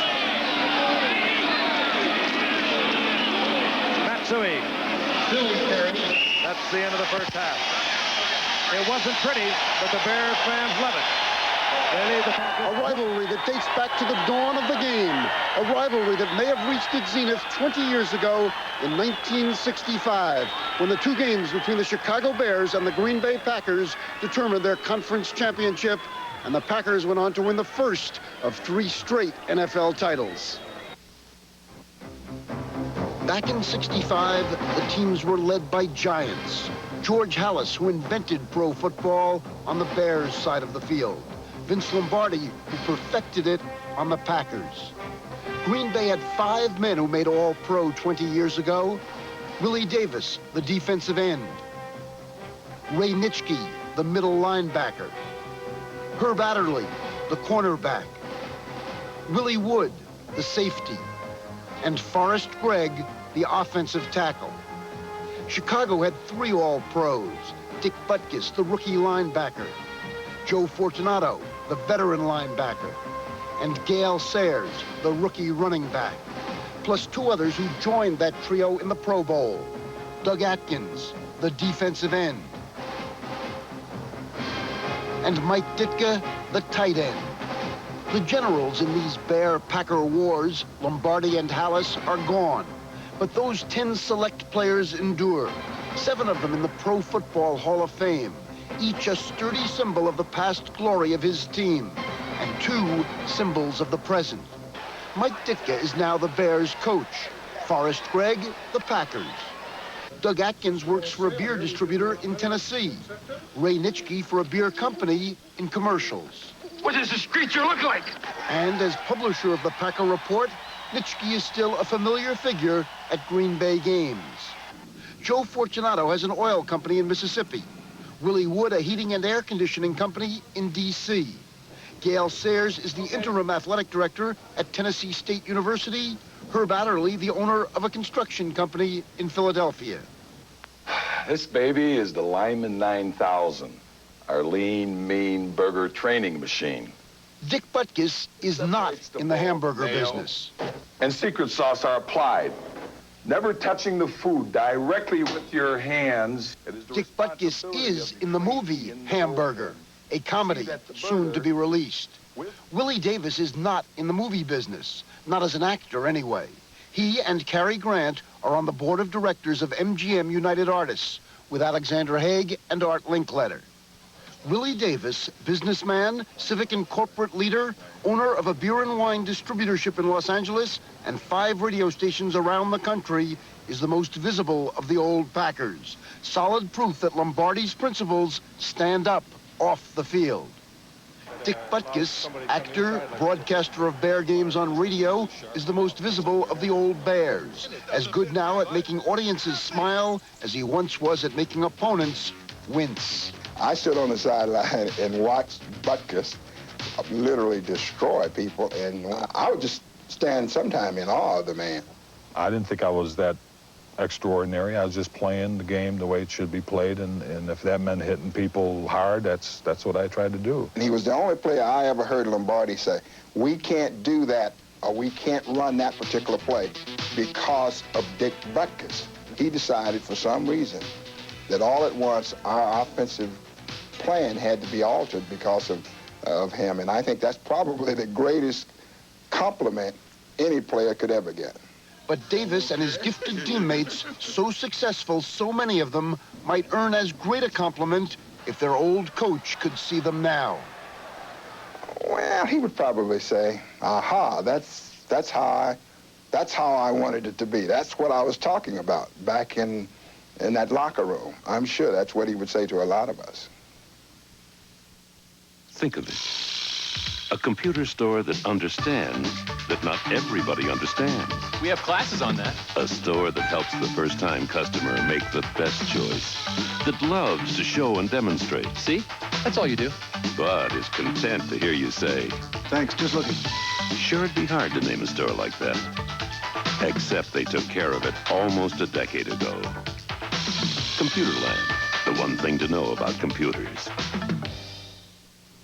Friday, Webster lends a helping hand. Coach Mike Ditka has molded his team to fit the traditional Bears image, the monsters of the Midway. They're tough, they're strong, and they can even be mean at times. You see, they have one of the best defenses in the NFL, if not the very best. And at number 34, well, he's one of the all-time great backs in the history of the game, Walter Payton. Now, last year, they lost in the NFC Championship game to the San Francisco 49ers. What will it take to get the Bears over that final hump?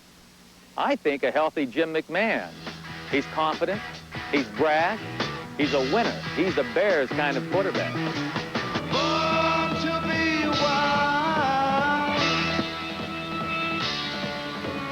Born to be wild might be stretching it a bit, but Jim McMahon has electrified the Chicago offense.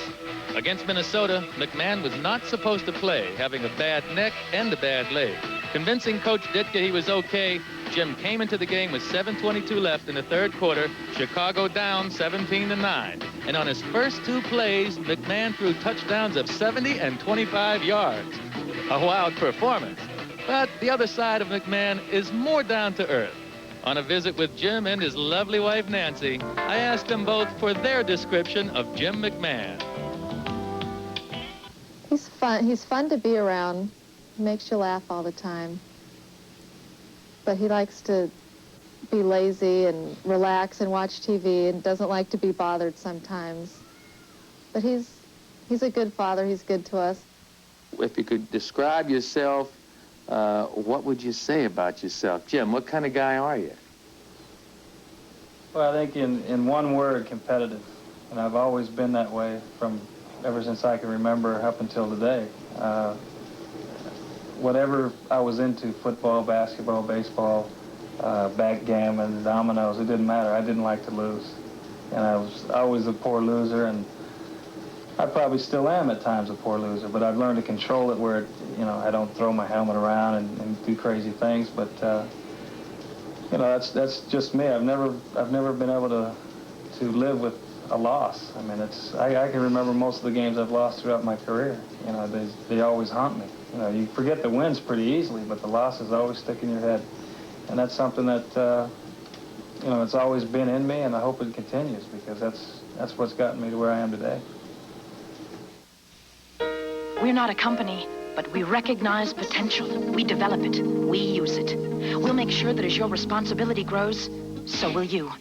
As your ability for leadership grows, so will you. Working with us, you'll gain self-confidence. Become a person with a future. We're not a company. We're your country. We're the Marines, the Army, the Navy, the Air Force. We're the armed forces. It's a great place to start. With the second half about ready to get underway, Willie Gauld and Dennis Gentry are playing a little game with place kicker Al Del Greco. The Bears want Willie Gauld to get the football with his great speed. He leads the National Football League in kickoff returns with a 32.9 average, and this will be Gauld from the 6-yard line. Nothing happening in Gauld out over the 20-yard line, where it'll be 1st and 10, the Chicago Bears. Once again, the score, the Bears 21, the Packers 7. This ABC Sports exclusive is being brought to you by Chevrolet. It's 1986 at your Chevy dealers now. Live today Chevy by Miller Beer. Miller made the American way since 1855, and by Budget, rent a car. You get more than just a car at Budget. We get the second half underway. Still no word on Packers quarterback Lynn Dickey. We'll try to get a more definitive report on the extent of his injury. But right now, the Bears have a 1st and 10, the ball at their own 21-yard line. McMahon remains the Bears quarterback. With a cool move at the line of scrimmage, and McMahon will have a 1st down. A great move by McMahon. Right at the line of scrimmage, just ducks under Charlie Martin and rambled for the 1st down. But I think old Jim's going to have to develop that Roger Staubach slide. I don't like the way he went down once he got upfield. You can injure his shoulder too easily. Nice move by Jim right there. Really great athletic ability. But he can hurt his shoulder and his rib cage even worse like this. Woo! Not a good way to go down. McMahon with the 1st down at the 34-yard line. And we understand now that Lynn Dickey is out for the rest of the game. A pulled muscle. We were told when he went out in the second quarter that it was a pulled thigh muscle. We presume that is what it is. This is Walter Payton. In the sprint to the sideline, he goes out of bounds at the 40-yard line. He picks up 6-yard line, 6 yards. It'll be 2nd and 4, taken out of bounds by Brian Noble, the rookie from Arizona State. Speaking of injuries, we lost one of our pals, Billy Edwards, who works our sideline and has for so many years, is down in a Houston hospital. We're running tests tomorrow. We know everything is going to work out because he's tougher than a boot. So we miss him. We have a 2nd down and 4 for the Bears. Keith Van Horn, who went out for part of the second quarter, the strong offensive right tackle for the Bears, is back in the lineup for the Bears. And McMahon looks over the 2nd and 4. Moorhead is on the move for the Bears. Here's Payton. And Payton trips up over Mike Douglas. Gets about a yard out of it. It'll be 3rd down and 3. And let's take a look at the halftime statistics. Turnovers, they were the big item. And not many of them took place in the first quarter. The 2 Green Bay turnovers, interceptions. The 3 Chicago turnovers were fumbles. And they remain fumbles and interceptions. Not a pretty first half. The Bears don't mind. They don't really care. They have the lead 21-7. They're in here looking for a 7-0 record, along with the Los Angeles Rams, to remain the 2 unbeaten teams in the NFL. 3rd and 3. McMahon throws it back across the grain to Suey. He bobbles the ball. Was it a completion? No, they're saying incomplete. He never had possession. That will bring up a 4th down for Chicago. Well, Suey appeared to be open that time. Tom Flynn, the free safety, was on the coverage because Green Bay had an all-out blitz coming this time, and Flynn just couldn't keep up with Matt, as you see him in the chase position, but Matt never did have control of the football. Yeah, that was really an athletic move on the part of McMahon to get that ball off. Under pressure, back across his body. There's Tom Flynn. He's come on for Green Bay.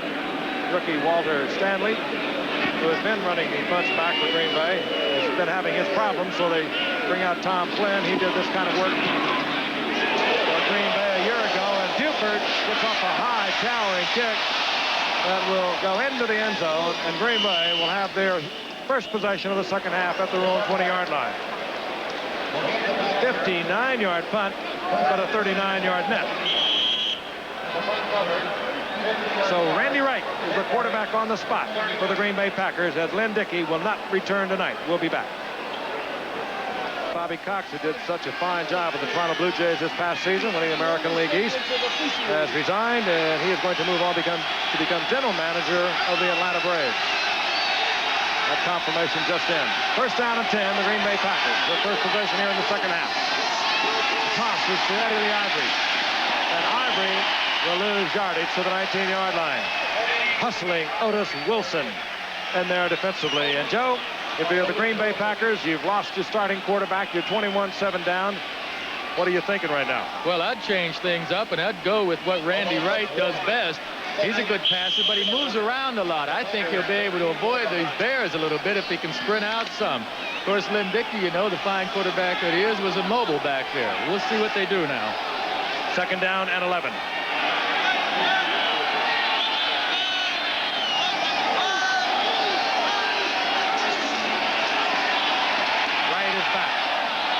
The ball to the tight end, Kaufman, and Kaufman all the way to midfield for a Green Bay first down. And they'll mark it at the 49-yard line on a 31-yard pickup as Kaufman beat Gary Fensick, and Randy Wright again under pressure, but he got the ball to Kaufman. You know, Paul Kaufman, they weren't even looking at him when he was at Kansas State, the pro scouts.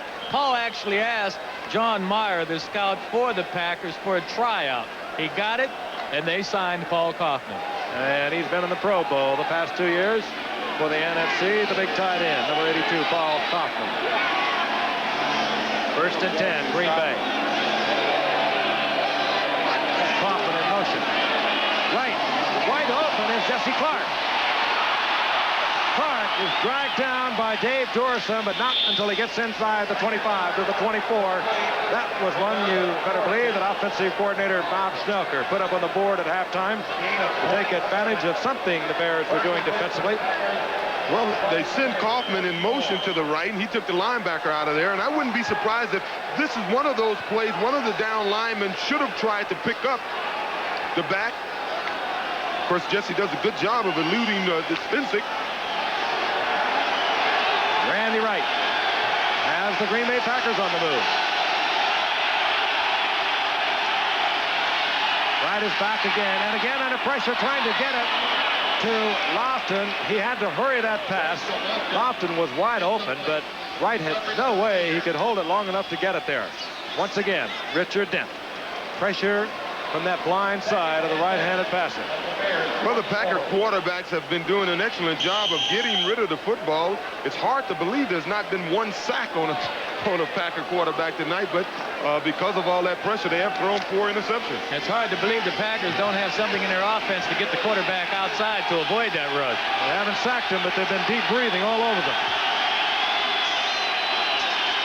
Second and 10. Wright is back again. Again, pressure.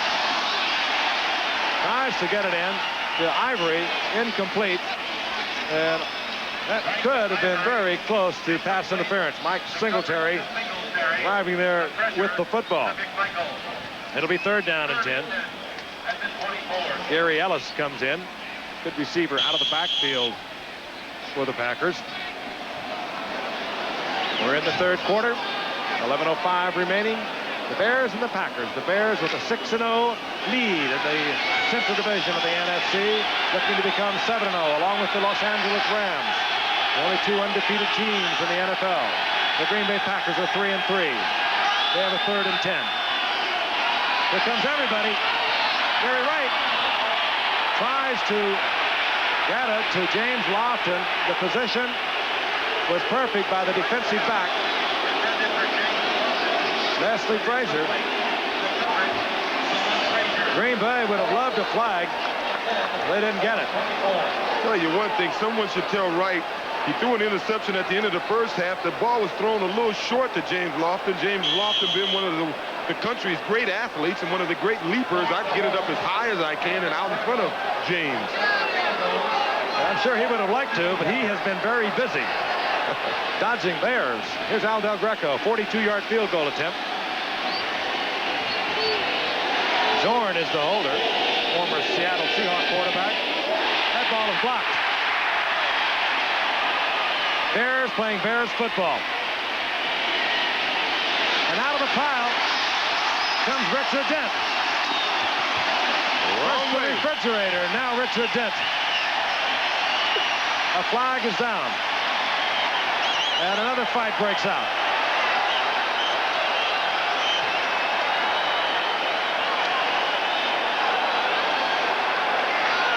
Now the flag is picked up, and they'll mark it at the 22-yard line. The Bears get yet another turnover.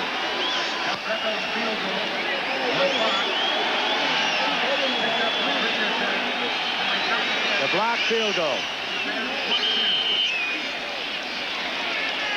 And we have timeout. Field goal attempt. The first thing you want to do as a defensive unit is get penetration. So they push the Packer offensive line. Look at number 98. Tyrone Keys at 6'7". He gets up there and gets a hand on it. And the Bears get the ball back. Richard Dent brings it out to the 22-yard line.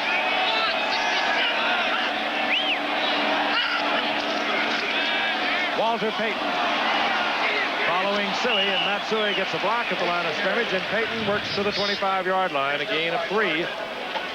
It'll be 2nd down and 7. There's Tyrone Keys, third-year man out of Mississippi State. He's 6'7", 270 pounds.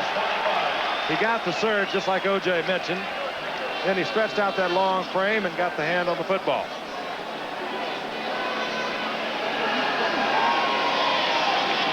Bears have a 2nd down and 7.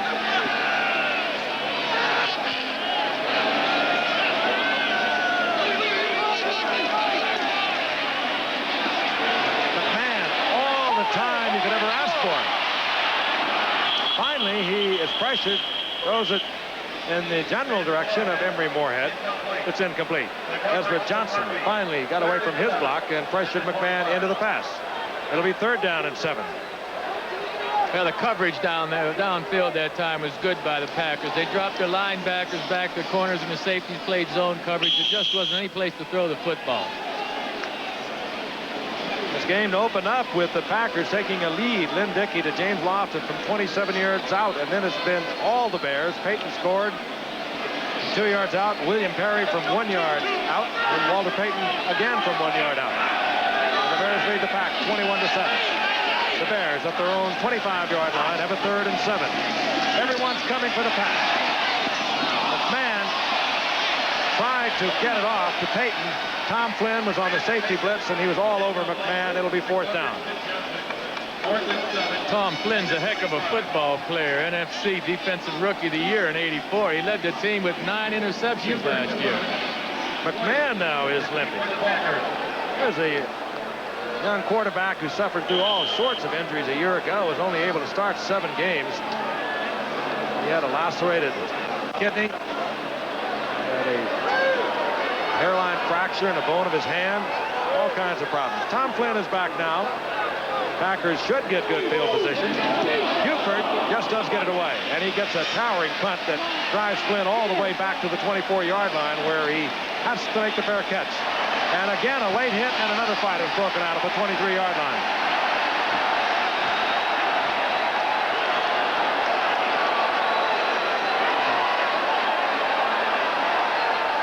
Need a little help from his friends.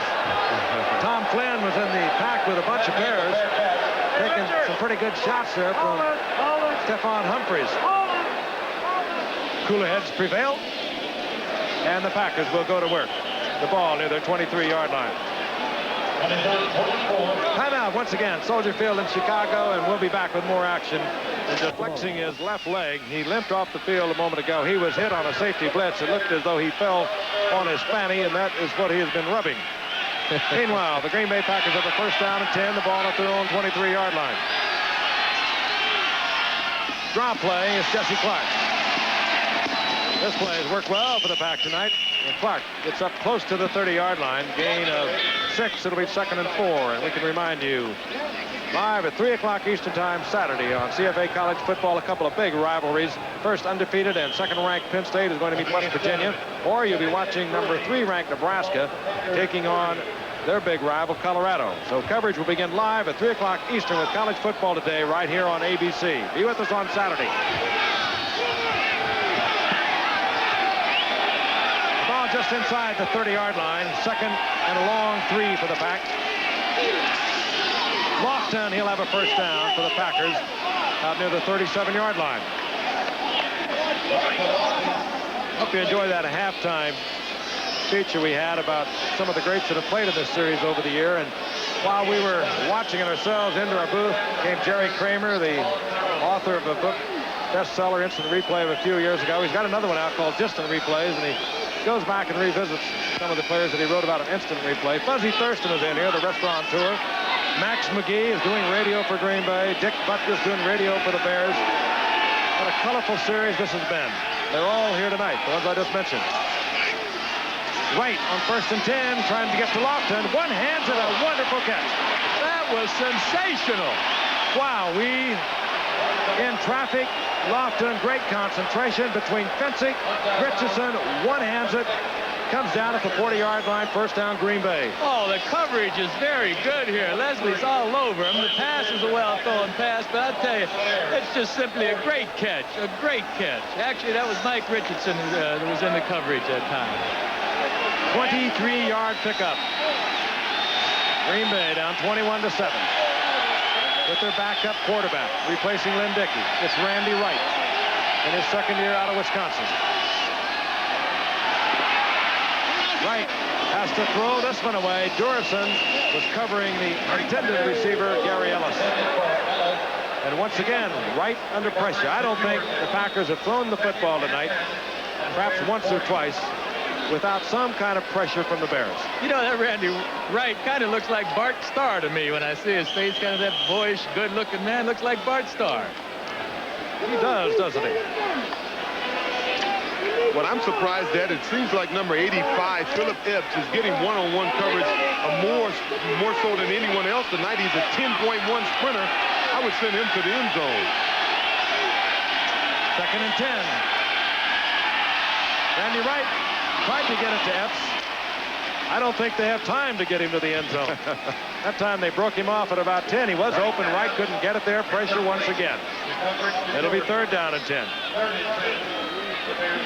Buddy Ryan, the defensive coordinator, the outspoken defensive coordinator for the Bears.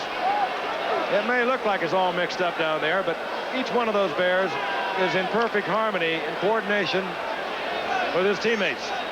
It's all by design. And you have to be together a long time to make it function. We're seeing more and more of this type of defense throughout the NFL. 3rd down and 10. The ball is loose. And the Bears get it. First sack of the night. Hampton gets the football. Tyrone Keys was in on the sack. That's the first time they have got to the Packers quarterback. They've been pressuring all night. You knew it was inevitable. Let's take a look at it. And that's right. I still can't figure out why the Packers don't have the old floating pocket. Lenny Dawson in Kansas City used to have it years ago. When a team is putting this much pressure on you, you have to be able to cross up the defense. Set the pocket up to the left or the right, not always in the middle. Probably, mainly, I guess, because of Lynn Dickey is not a mobile quarterback, and for the most part, he's the guy they work out with. Dan Hampton gets the football for the Bears. 1st and 10 at the 49-yard line of the Packers. McMahon is sacked. That's the first sack on McMahon of the night as he goes down at the 42-yard line, a loss of 4. Donnie Humphrey, the nose tackle, number 79, in on Jim McMahon. Well, Jim just didn't see Dennis McKinnon that time, probably because of Humphrey. But McKinnon had a nice turn-in pattern. He beat Mark Lee across the middle. He was wide open. 9 minutes remaining in the 3rd quarter. NFC rivals, the Green Bay Packers and the Chicago Bears. Bears trying to extend their lead in this NFC Central Division with a 7-0 record. Packers would like to put a halt to that. They're 3-3 into the night. 2nd down, 13. McMahon will go down again. This time it's Brian Noble, the rookie linebacker from Arizona, who went around the horn and gets McMahon at the 41-yard line. And this game is really genuinely ugly. You know, that's the best pass defense there is, to get pressure on that quarterback, get in his face, make him throw it quickly, or else hide the receivers from him. Right now, the Packers are looking pretty good defensively. So many games have been played this way over the years between the Packers and the Bears. We've had about 4 or 5 fights that have broken out. That's nothing new in this rivalry that goes back to 1921. George Halas was coaching then for the Bears. Curly Lambeau for the Green Bay Packers. Now it's Ditka and Forrest Gregg, 2 NFL greats that played against each other in this Central Division. 3rd and long for McMahon. This is Payton. Payton struggles and carries a Packer inside Packer territory to the 48-yard line, short of the first down. And out comes the punting unit again. Well, I think Jim let him have that swing pass just a little too quickly. Had he been able to hold on to the ball another second, would have given Walter more running room. Quick word from Walter Payton to Jim McMahon. And Tom Flynn back once again for Green Bay at the Packers' 10-yard line.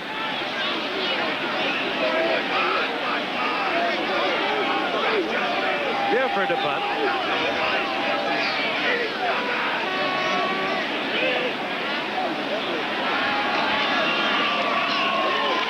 Well, we saw him talking on the sidelines. And a good move by Moorhead. Moorhead was very patient. He waited for the block to develop in front of him. And the Bears, with their second trick play of the night, have first down yardage as there's a big pileup right in front of the Packers bench. Well, number 51 of Green Bay, Guy Prather, did his job. He was covering Moorhead. But maybe they don't have the yardage. They're very close to it. The Bears are saying they do.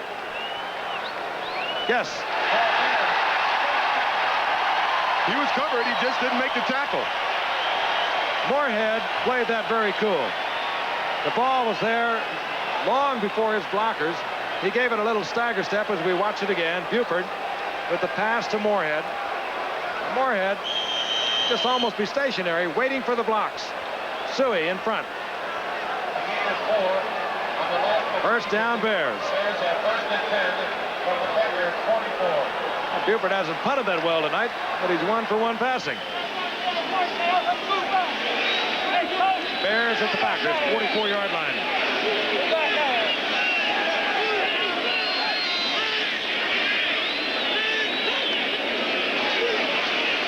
Walter Payton. And Payton just skips to the outside and rips off 8 yards down to the 36-yard line, taken out of bounds by Tim Lewis. It'll be 2nd down and 2. Frank Gifford along with Joe Namath and O.J. Simpson. The Green Bay Packers into tonight 3-3 in the NFC Central Division. The Bears 6-0, looking to go 7-0 and stay with the Los Angeles Rams as the 2 undefeated teams in the NFL. Packers scored first, 27-yard touchdown pass, Lynn Dickey to James Lofton. Then it's been all the Bears. Payton scored. William Perry, the big defensive tackle, took it in from 1 yard out. Payton again from a yard out. That's where we are right now. The Bears leading the pack 21-7. Lynn Dickey is out of this game. Cold muscle. Randy Wright is the quarterback for Green Bay. This is Walter Payton. Almost pulls free. He does, however, get the first down near the 27-yard line. John Anderson made the stop. That's just good running and good power blocking. Wasn't nothing fancy about it. They just ran off tackle and every man got on a man and Walter picked his way. So many pages in the press guide of the Chicago Bears devoted to Walter Payton. You could go on and on about what this young man has done. I've said it over and over. The thing that has impressed me more than anything else, a running back, 143 consecutive starts as of tonight. He's missed 1 game in 11 years, and he is another 100-yard game tonight.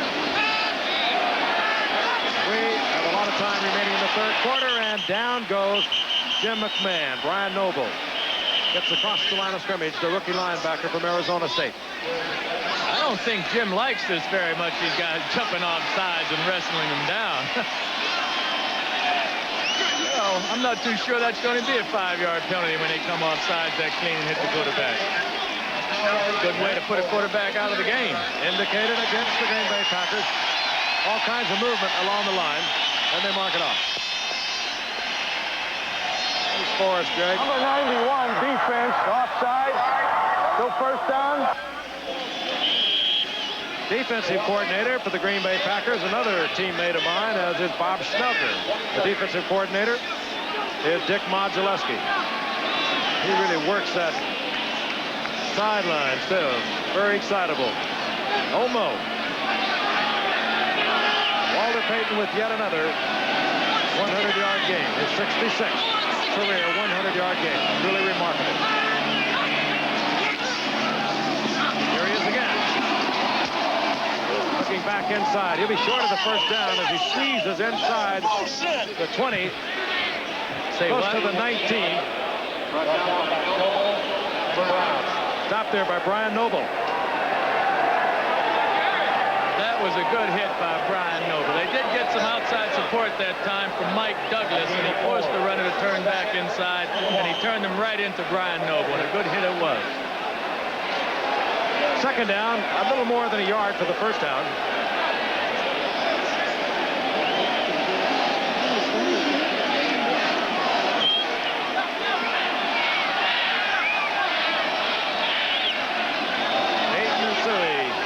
Setbacks tonight for the Bears for several years now. That looked like a messed up play. McMahon gave it to Walter Payton. He looked like he didn't want it, O.J. Well, he looked like he saw that the linebacker had a good angle on him, and I think he felt if he could have eluded him, he'd had nothing but running room to his left, but unfortunately he wasn't able to do it. With that short of yardage to go 1.5 yards for the first down, I'm surprised Walter just didn't stick it up in there or jump over the pile. That was Mike Douglas, by the way, the linebacker for the Green Bay Packers that nailed Payton for the loss.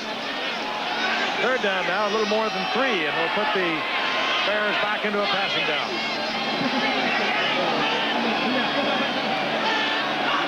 Green Bay's coming again. This is Suey. Suey turns the corner, gets inside the 15. Bear first down near the 14. Tim Lewis made the stop. Pack in a full blitz. Suey got outside, an easy first down. He got outside because Mike Douglas was blocked, and Mark Murphy gave no outside support that time. It was good blocking. That's the time remaining in the third quarter. The bad news for Green Bay is they're getting into William the Refrigerator Perry's territory. You weren't with us earlier. The Bears have trotted out William Perry, 350-pounder. They call him 325. He's somewhere in the range. They've had him in there on all their goal line offense tonight. On first down, McMahon looking for the end zone, and Willie Gault incomplete.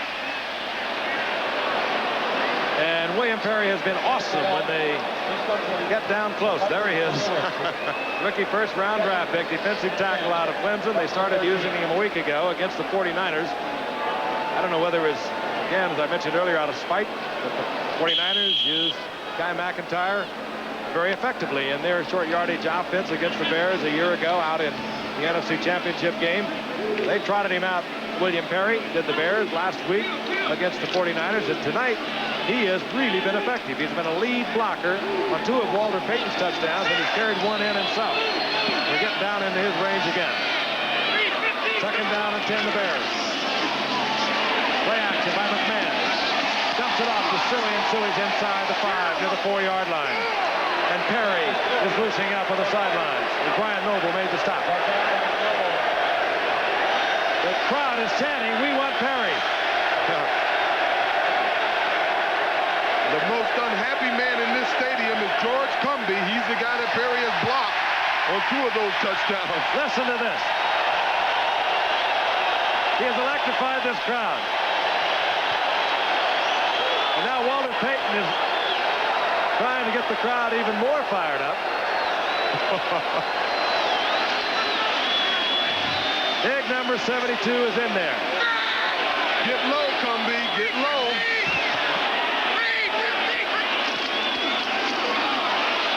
Payton this time held at the line of scrimmage. And once again, Perry was the lead blocker. That time he was met at the line of scrimmage. Payton tried to squirt to the outside. Nothing working there. Let's watch him again. Well, Green Bay got smart on this. They slanted the line to that side, the side that Perry lined up on. He still got an effective block. Cumbie is going to have a nightmare tonight, and it's going to wear number 72. Cumbie is 52. He has felt Perry on 3 different occasions. That time, Payton up close to a first down, and they'll bring the markers out.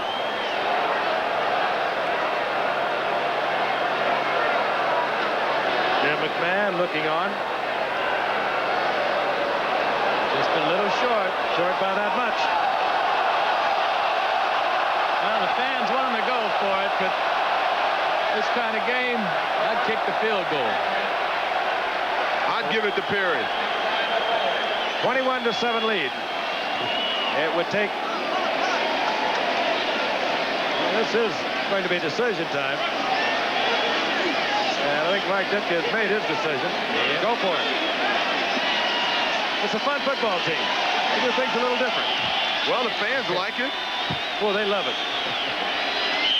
The town is literally fired up, upside down. They don't even talk about Green Bay this past week. Not a word.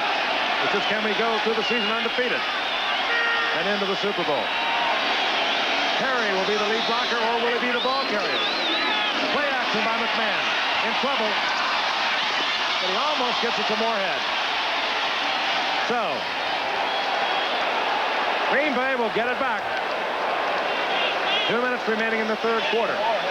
Joe, that was not the smartest play. I didn't like it. They should have kicked the field goal. I don't care. 24-7, that makes them get 3 scores. Now it's 21-7. I think they should have went for the field goal. 2 minutes remaining in the third quarter, and we have time out of the field. The decision was made by Mike Ditka. Green Bay has it back. Now, Chevy announces finance savings up to $1,524 on new 85 S10 Blazer, America's most popular sport utility vehicle. Choose InstaTrack 4-wheel drive, available V6, all the comforts. Save up to $1,060 on new 85 S10 pickup and Maxi Cab 2. Get big 8.8% finance savings on any new 85 Chevy S10 in dealer stock. But this offer is for a limited time, so hurry. Nothing works like a Chevy truck. Realize the Green Bay Packers have the football inside their own 4-yard line. Mike Ditka, of course, gambling on that, but he also is showing a tremendous amount of confidence in his defense. There's a 21-7 lead, and he has the Packers deep in their own territory, and the Packers have been turning the football over all night. So Ditka is thinking both ways, or was thinking both ways, when he gambled on that 4th and 1 pass. Randy Wright is back. Fires a shot complete to Lofton. And Fensick drives Lofton out of bounds, and he's been able to turn that corner. There's not anyone on that field would have caught him. And then we have a 7-point game. I like passing the football down here. You have a lot of room to work with. 100+ yards, actually. But that was a good pass. And a good effort by Lofton. What a great athlete. Never forget our Denver game in a blinding snowstorm a year ago. Lofton, in a losing effort, about 11 passes for 206 yards. He has 6 tonight for 92. Ooh. Another great effort by Lofton. He comes down with it, short of the first down, but good concentration once again. It'll be 2nd down and 1. I want to remind you, coming up Nightline tonight, how the Penn State heart could change the way medicine views the artificial heart. With the only man to receive both artificial and human heart transplants, Michael Drummond. Tonight on Nightline, immediately following your local news. 2nd down and a yard. Ball marked inside the 31-yard line of Green Bay.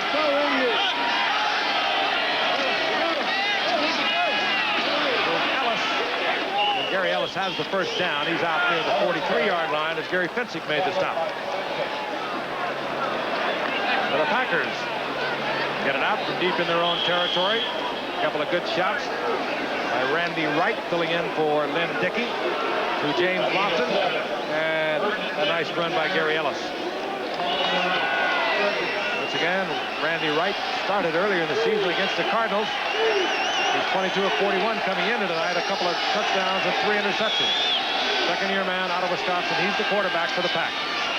Play action, and White is hit again as he tries to get it to Lofton. That time he was really hit, and he is slow getting up. They are really pounding Randy Wright. Soldier Field, they completed it in 1924 as a memorial to World War I veterans. It's seen some great events. I mentioned the Dempsey 25 of 27, 2.5 million gate there. USC played Notre Dame here back in 1927. They drew 123,000 people here, the largest crowd ever to watch a football game. Notre Dame won that, by the way, 7-6. Ooh. Great old stadium with a lot of storied history. 2nd and 10, Wright is back again.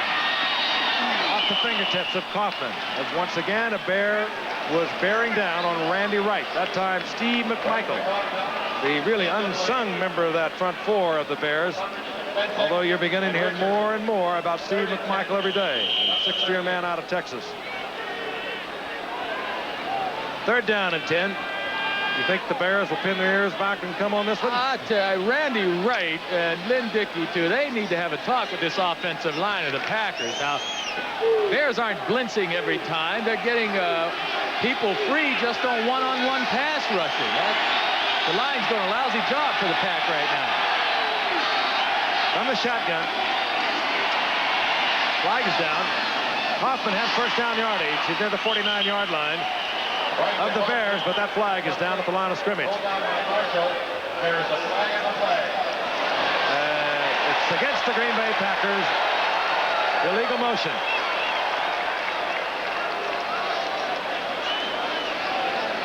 Packers have another quarterback, a very familiar name around the National Football League, Jim Zorn. Played 9 years up in Seattle, replaced a couple of years ago by Dave Craig. But while he was a starter for Seattle, he passed for over 20,000 yards, 207 touchdown passes. Motion, number 82 on the offense. It was Kaufman, the receiver, who had the first down, who was illegally in motion. But right now, the quarterback on the spot is Randy Wright. Well, Zorn is certainly the quarterback you're talking about, Joe, the guy who has the ability to roll out and throw the ball, but I just don't think that form of offense is in their game plan. Obviously not. 3rd down, 15. That's again from the shotgun. Randy Wright gets it away, but he is pounded once again as Jesse Clark could not hold on. And Randy Wright is going to have some bruises on his body tonight. Let's take a look at him again. Coming around the horn, Richard Dent, 6'5", 263 pounds. Randy Wright, I'm sure he hurt him. And you got to admire the courage that these things take their toll over the course of a game. Taylor is back for the Bears on 4th down. Prokop to punt.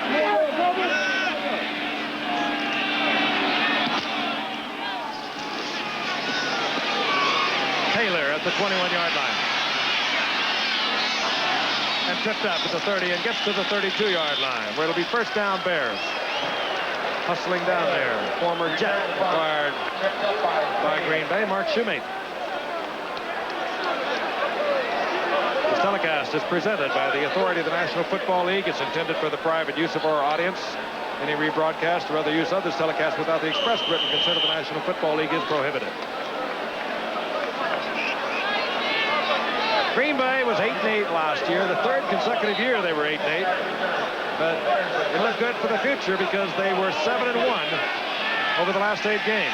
And Forrest Gregg winning 7 of those last 8. Bears, of course, 10-6 as we look at Walter Payton on first down to the 35-yard line. Gain of 4. It'll be 2nd and 6. Dropped there by Brian Noble.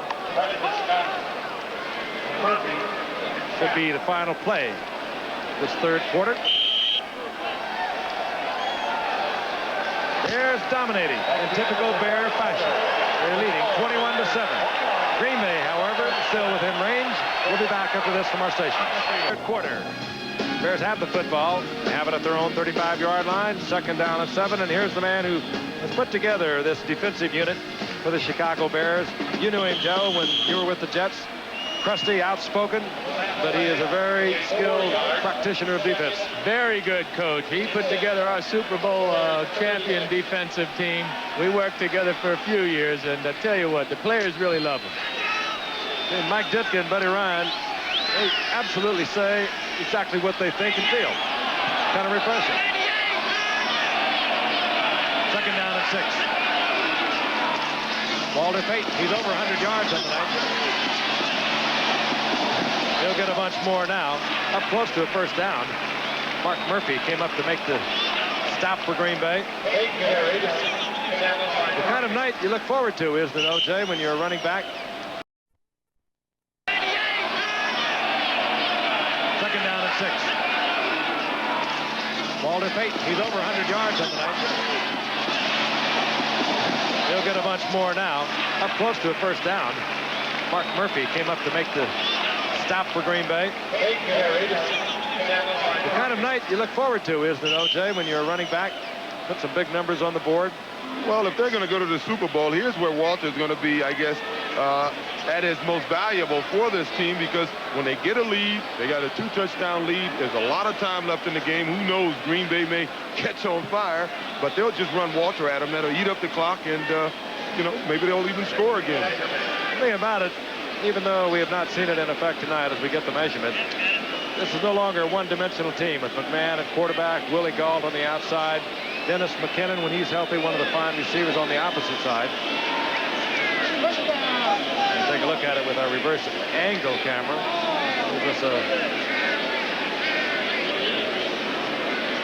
Okay, let's take a look at the stats. We'll start at halftime. Pretty much Chicago all the way. Turnovers were even. Pretty messy in that first half. Now we'll switch it over through the third quarter. Still Chicago, although Green Bay was able to move the ball a little bit with Randy Wright. And as you can see, turnovers have been such a factor in this game. There have been 9 of them. How about time of possession? It means nothing, does it? Green Bay dominating there, and they trailed 21-7. You saw how close Payton came to the first down. Third down and inches for the Chicago Bears.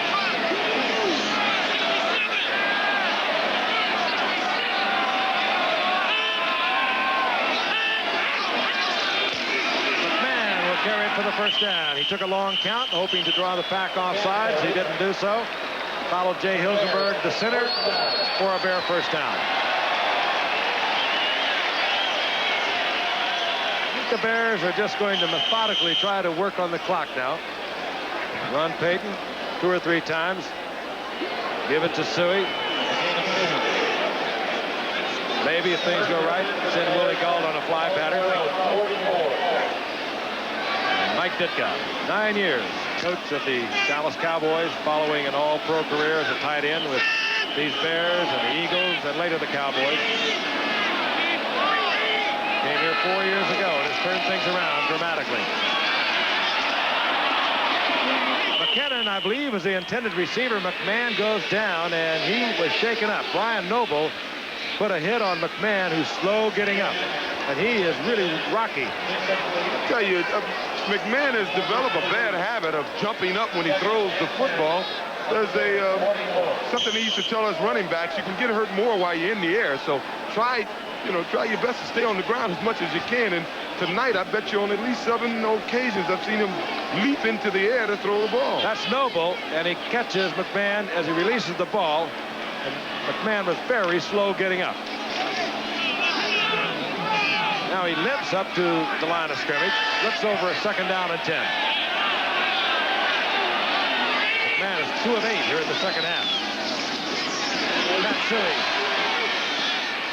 Hard running to the 49-yard line. 4-yard pickup. It'll be third down and 6. Randy Scott was there defensively for Green Bay. I think Randy may have hurt himself a little bit. He put a real nice shot in there, but he did it with the side of his helmet, and I see he's leaving the field right now. But a good game tonight. The inside linebacker over the left side for Green Bay. John Dorsey comes in to replace Randy Scott. Dorsey, number 99.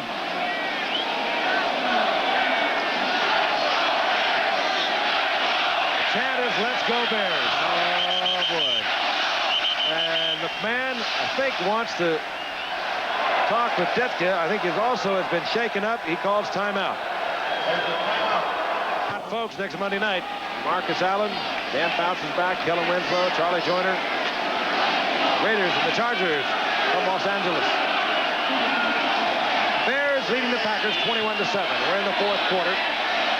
Bears have a 3rd down and 4 of the ball at their 49-yard line. Walter Payton. And down goes Payton, and the flag goes down with him. Mike Douglas in there on the stop. But again, a flag is down.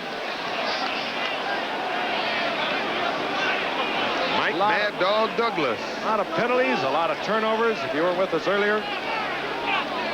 Holding, offense number 75. Penalty decline, 4th down. Andy, the Stephon Humphreys was holding.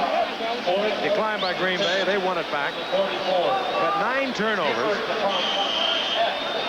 As Phil Epps drops for the Green Bay Packers. With that great speed, if he could turn the corner, he would be gone. O.J. touched on it a while ago. Great sprinter in his collegiate days at TCU. Buford hits a good punt.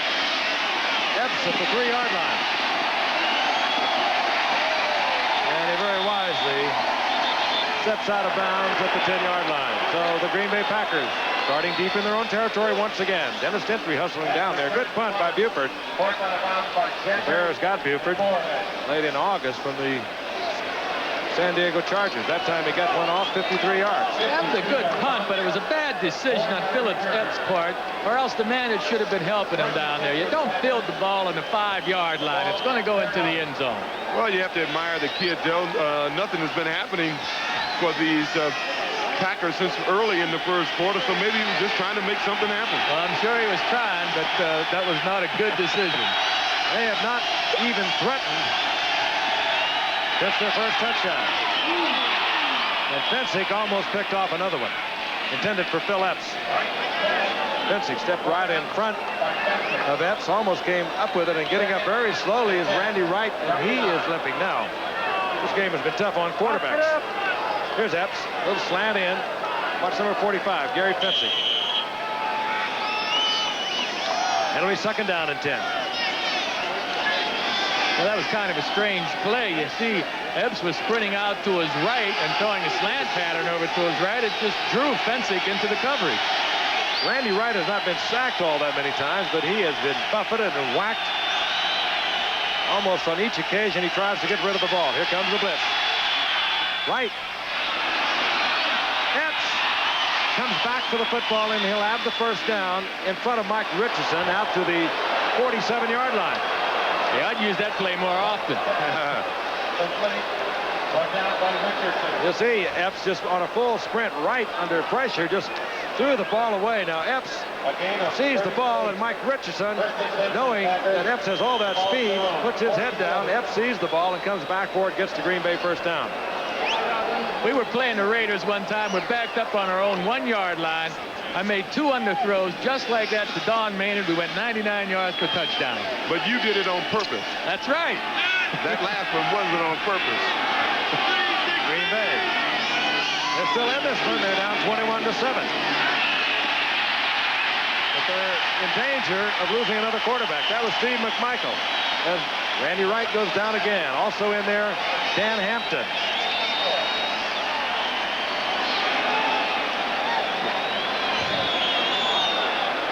Well, there's a mix-up here in the backfield. Either the quarterback turns out the wrong way or the back goes the wrong way. He faked to the left when he maybe should have been faking to the right. So the play got started poorly, and they never did quite recover. That McMichael's having a heck of a year for this Chicago Bear football team. 8-yard loss, back to the 39-yard line. 2nd down, 18.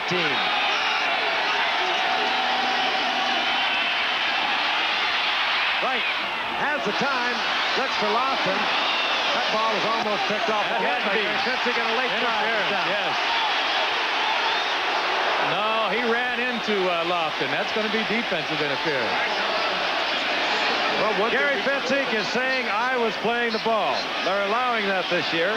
Gary Fitzik was going for the ball. The flag came late.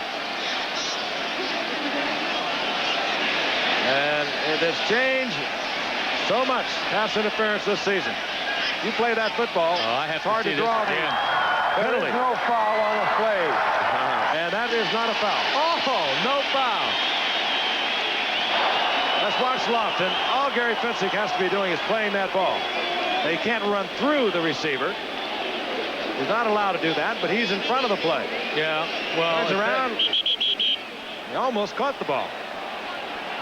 One thing for sure, if you had a quarterback with an arm like a Neil Lomax or someone like that, Lofton may have had a touchdown, because even though he didn't appear to be open, he was on the verge of running away from those guys if someone could have thrown it far enough. Third down, 18.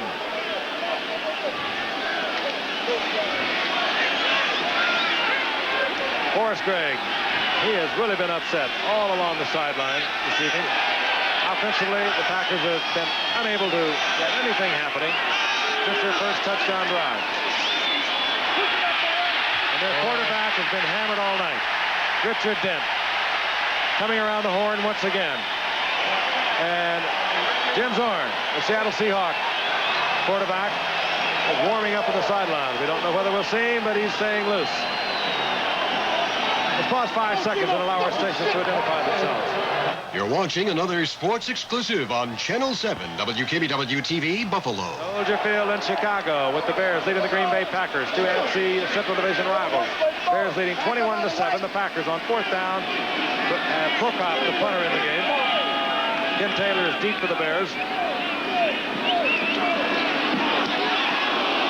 Prokop had to hurry that. And Ken Taylor executes the fair catch way upfield at the 35-yard line.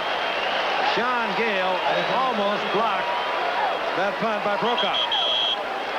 And it forced Prokop into a bad punt of 30 yards. And the Bears have good field position once again. That's been the started for so many years, 8 years out there for Seattle, from the days when they became an expansion franchise in '76. Warming up on the sidelines, he came to the Green Bay Packers after the third week of the season. Chopped around the National Football League. The Packers finally picked him up. He's warming up. We might see him. He passed for over 20,000 yards with Seattle in his career out there. 107 touchdown passes and pretty good passing percentage, considering it was a franchise that was in trouble in the first few years. We may see Jim Zorn. Meanwhile, the Bears have a 1st and 10 at their own 35, and McMahon gets one off downfield and almost picked off. I don't believe Tim Lewis steps in front of Willie Galt. I don't believe it. I'll tell you, philosophy-wise, now this Green Bay Packer team offensively, they haven't been able to do anything all night. Why don't the Bears just run the football now, run the clock down? If they can't get a first down, give the ball back to Green Bay. They can't score. Jim McMahon is coming out, and Steve Fuller is coming in. Jim McMahon was shaken up early in the, well, about midway through the third quarter. He's a tough, gutsy guy. I got a feeling that he is hurt a lot more than it appears. Well, he wanted to stay in, and he went back in for one play, and I tipped to pull him out of there right away.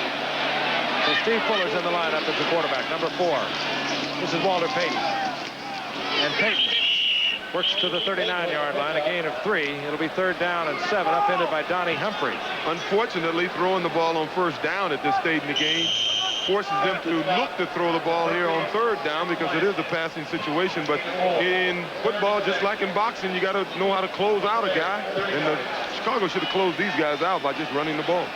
Fuller, of course, not new to starting jobs. He was a starter for Kansas City for 3 years before he was traded to the Rams 2 years ago, as we look at Jim McMahon being worked on the sidelines. Started 4 regular season games for the Bears a year ago and was their quarterback of record through the playoffs last year.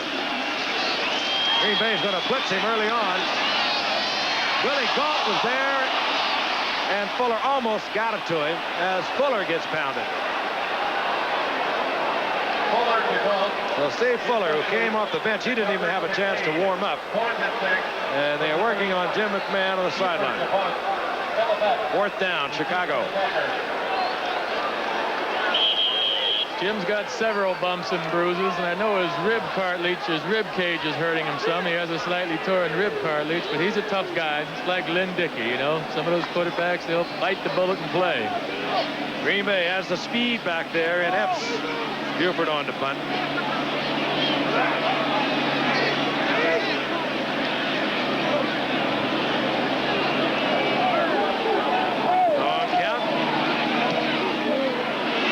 Buford puts it up high and puts Epps in the corner. This time he does let it bounce, and it takes a bound into the end zone, and Green Bay gets the touchback.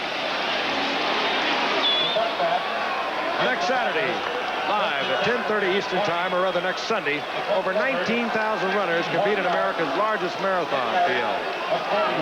That field will be led by defending champion and 6-time winner, Greta Weitz, and the 1984 men's champion, Orlando Pizzolato.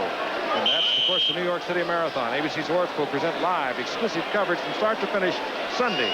That's Sunday, October the 27th, and will begin at 10:30 Eastern Time. And they had the marathon here in Chicago yesterday, and I tell you, they must have had about 10,000. Jim Zorn is the quarterback now for Green Bay.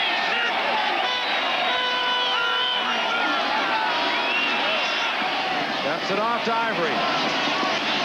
And Ivory just short of a first down up near the 30-yard line. I like that play for a first play. Hey, that's my first quarterback coach at the University of Alabama. He played for Coach Bryant in 57, 58, 59, and 60, and that man taught me how to run the option. Maybe that's why I didn't run it anymore after I left Alabama. Bobby Skelton. Hello, Bobby. See, I like that last play. First play for Zorn. He's not real warmed up yet, and so he comes with a screen pass. That was a good play. Some big years, as I mentioned before, at Seattle, before he was replaced by Dave Craig. Second, less than a yard. Gary Ellis will get the first down. He's near the 35-yard line. And I understand that is a sprained right ankle for Jim McMahon, and he will not be coming back tonight. A gain of 6. So many injuries a year ago. McMahon only able to start 7 games. 35. And, of course, missed all of the playoffs with that lacerated kidney. McMahon leads the game, 12 of 26, 144 yards. I said earlier, this has not been a thing of beauty. The Bears have been effective when they had to be, just as they are right now. That is McMichael. 4th sack of a Green Bay Packer quarterback tonight. The loss back to the 31-yard line. It'll be second down and 13. This Bear defense really is not doing anything tricky right now, or they haven't been the whole game. They've just been whipping the Packer linemen man to man. That's the kind of domination we watched tonight. Just about even. The score, 21-7, the Bears over the Packers.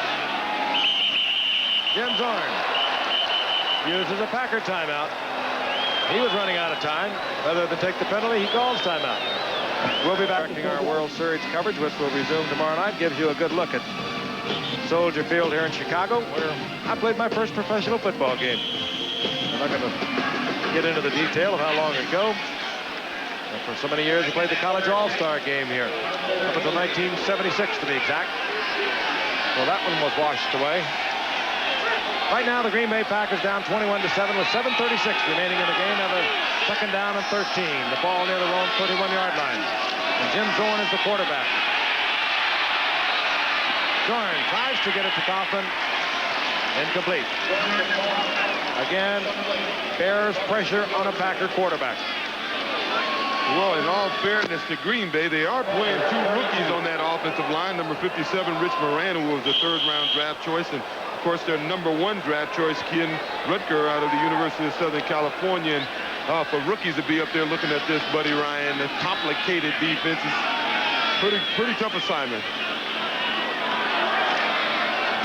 Blake Moore comes in to do the snapping for Mark Cannon at center for Green Bay on 3rd and long. If someone wanted to know what I'd call for here, I'd call for help. I'll tell you, a new offensive line. They better hurry and get it off. And they almost didn't. The draw play fooled no one. Gary Ellis goes down. The loss is back inside the 30 to the 28 as the Bears defense headed by McMichael, and Singletary was there once again. Steve McMichael, you don't hear that much about him with Dan Hampton and Richard Dent. Singletary, Gary Fencing, last year with Bell and Harris. But he is the rock in that defense. Well, Tough against the run. Dick has said this week, Frank, that he was the best defensive lineman he had right now. Prokop to punt. Dave Durison is back. Prokop. Not high, not long, and Durison returns it to the 39. Good field position once again for the Bears. I remind all of you tonight on ABC, America's newest hero, MacGyver, will be seen on the West Coast. At least all of you out on the West Coast. And it'll be at a special time following tonight's game. For those of you on the East Coast, stay tuned for your late local news, followed, of course, by Nightline. We have 6:42. Oddly enough, in a sloppily played game, dominated by the Bears, Green Bay still is in this. They're down 21-7. If they could get anything happening whatsoever, plenty of time. Walter Payton, who has rushed for over 100 yards for the 66th time in his 11th career, carries it over the right side for a couple. Fisticuffs spring up briefly once again between Ezra Johnson and Mark Bortz. This Packer defense has done a pretty good job tonight. They didn't get any help from their offense at all. They've had to stay on the football field practically all night long, and yet they're still within reach of winning this game. The Packers defense really have done a commendable job tonight. Interesting. Defensive coordinator Dick Modzelewski, offensive coordinator Bob Schnelker for Green Bay. On the opposite side of the field, offensive coordinator for the Bears is Ed Hughes. They all played together at the Giants. Second down and 8. Fuller had a man wide open, Reitman, but he overthrows and a flag is down.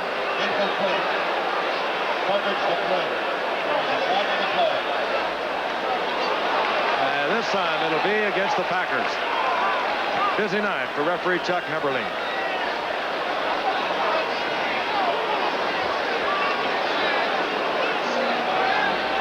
Here is referee Heberling. Unnecessary roughness, number 79 on the defense. That's 15 yards, first down.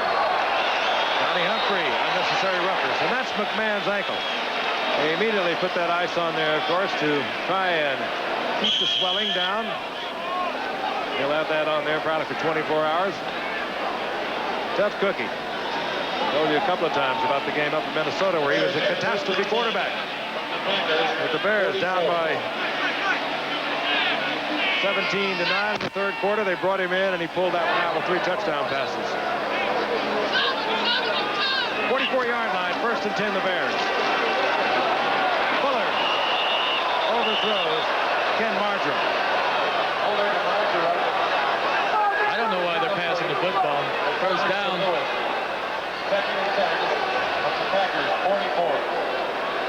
Green Bay actually had the lead early in the game, 27-yard touchdown pass. Lynn Dickey, James Lofton. Then it has been all Chicago Bears. Payton, 2-yard touchdown run following big William Perry. Then William Perry, the defensive tackle, carried it on his own from a yard out. Then it was Walter Payton once again from a yard out. Showing you that, in case you joined us late. And we have 5 minutes and 42 seconds remaining in the game. 44-yard line of Green Bay. 2nd down and 10, the Chicago Bears. And here's Walter Payton.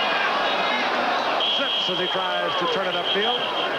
Loses a yard. It'll be 3rd down and 11. And we mentioned big William Perry. Let's go back and look at it. It's unusual to say the least. This is in the 2nd quarter. He usually has been used as a lead blocker. He carried the ball a couple of times against the 49ers, but tonight, a lineman's green, a touchdown. Hurdling that huge body across the goal line. Meanwhile, back at the ranch, Mike Tomczak, the rookie from Ohio State, comes in at quarterback for the Bears. Out comes Steve Fuller as we look once again at Perry.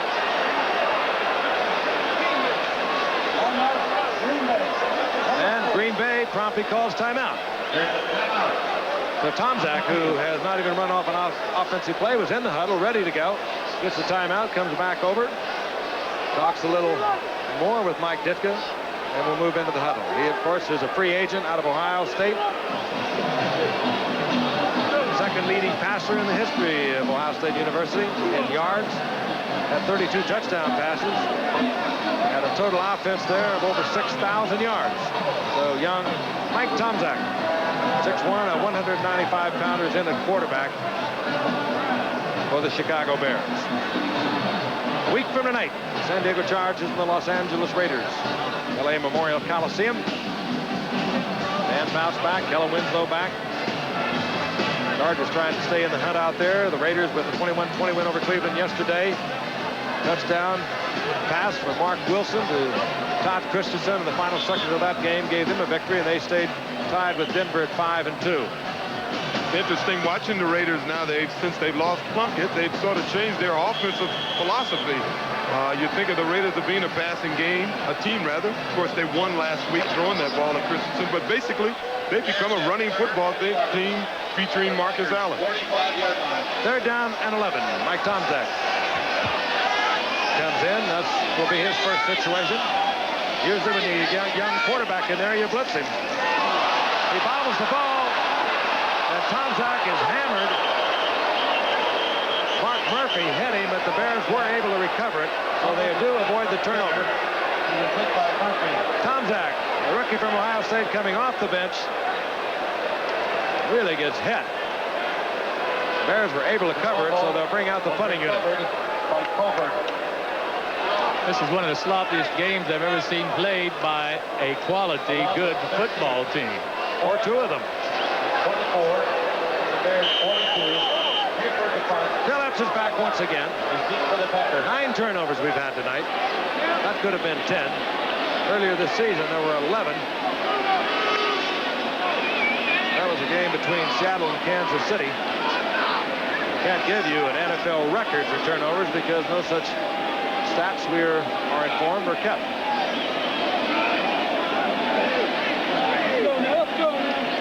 Corey Buford to punt. Epps is back. He'll take it at the 10-yard line. And gets to the 18-yard line. The flag is down back at the 10-yard line.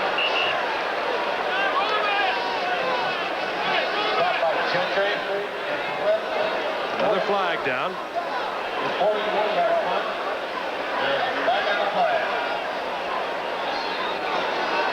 Once again, referee Chuck Heberling working it out.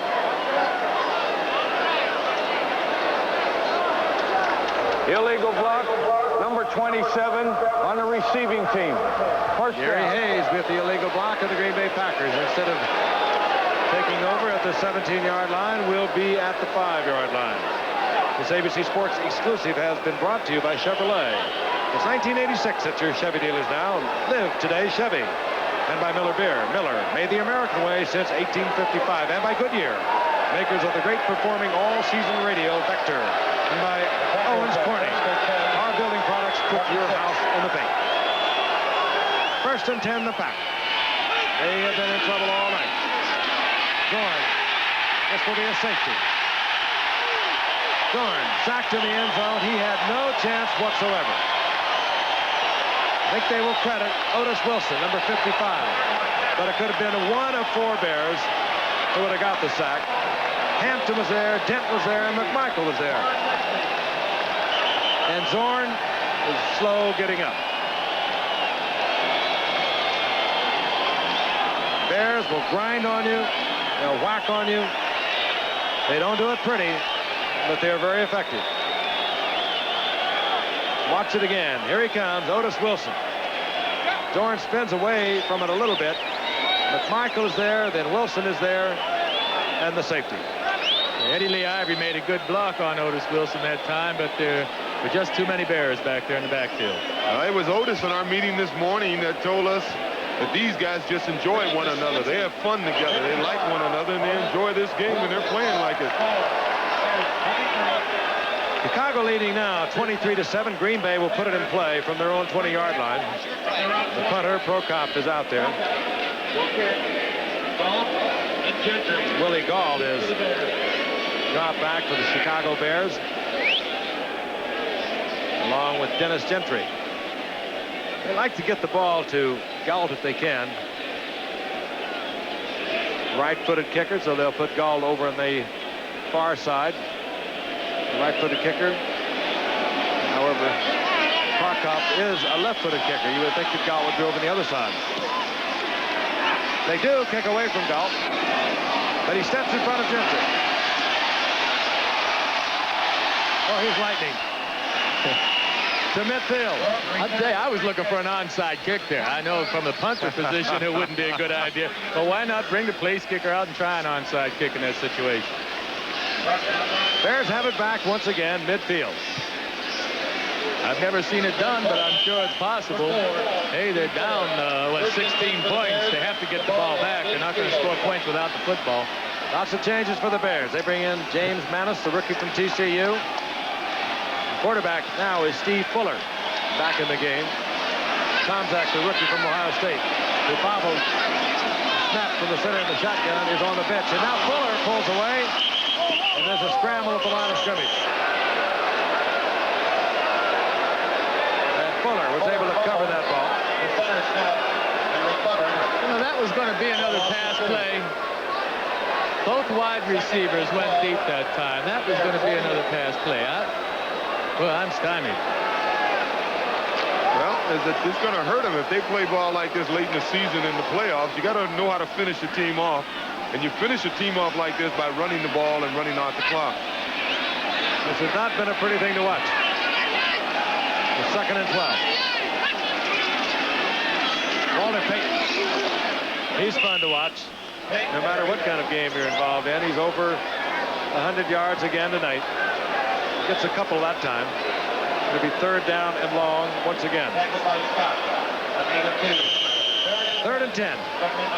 Payton came in tonight with 422 yards and a 4.7 clip, 20 receptions, 1 touchdown. He's gained 112 yards rushing tonight. And he has also been effective as a receiver, 4 receptions, 40 yards.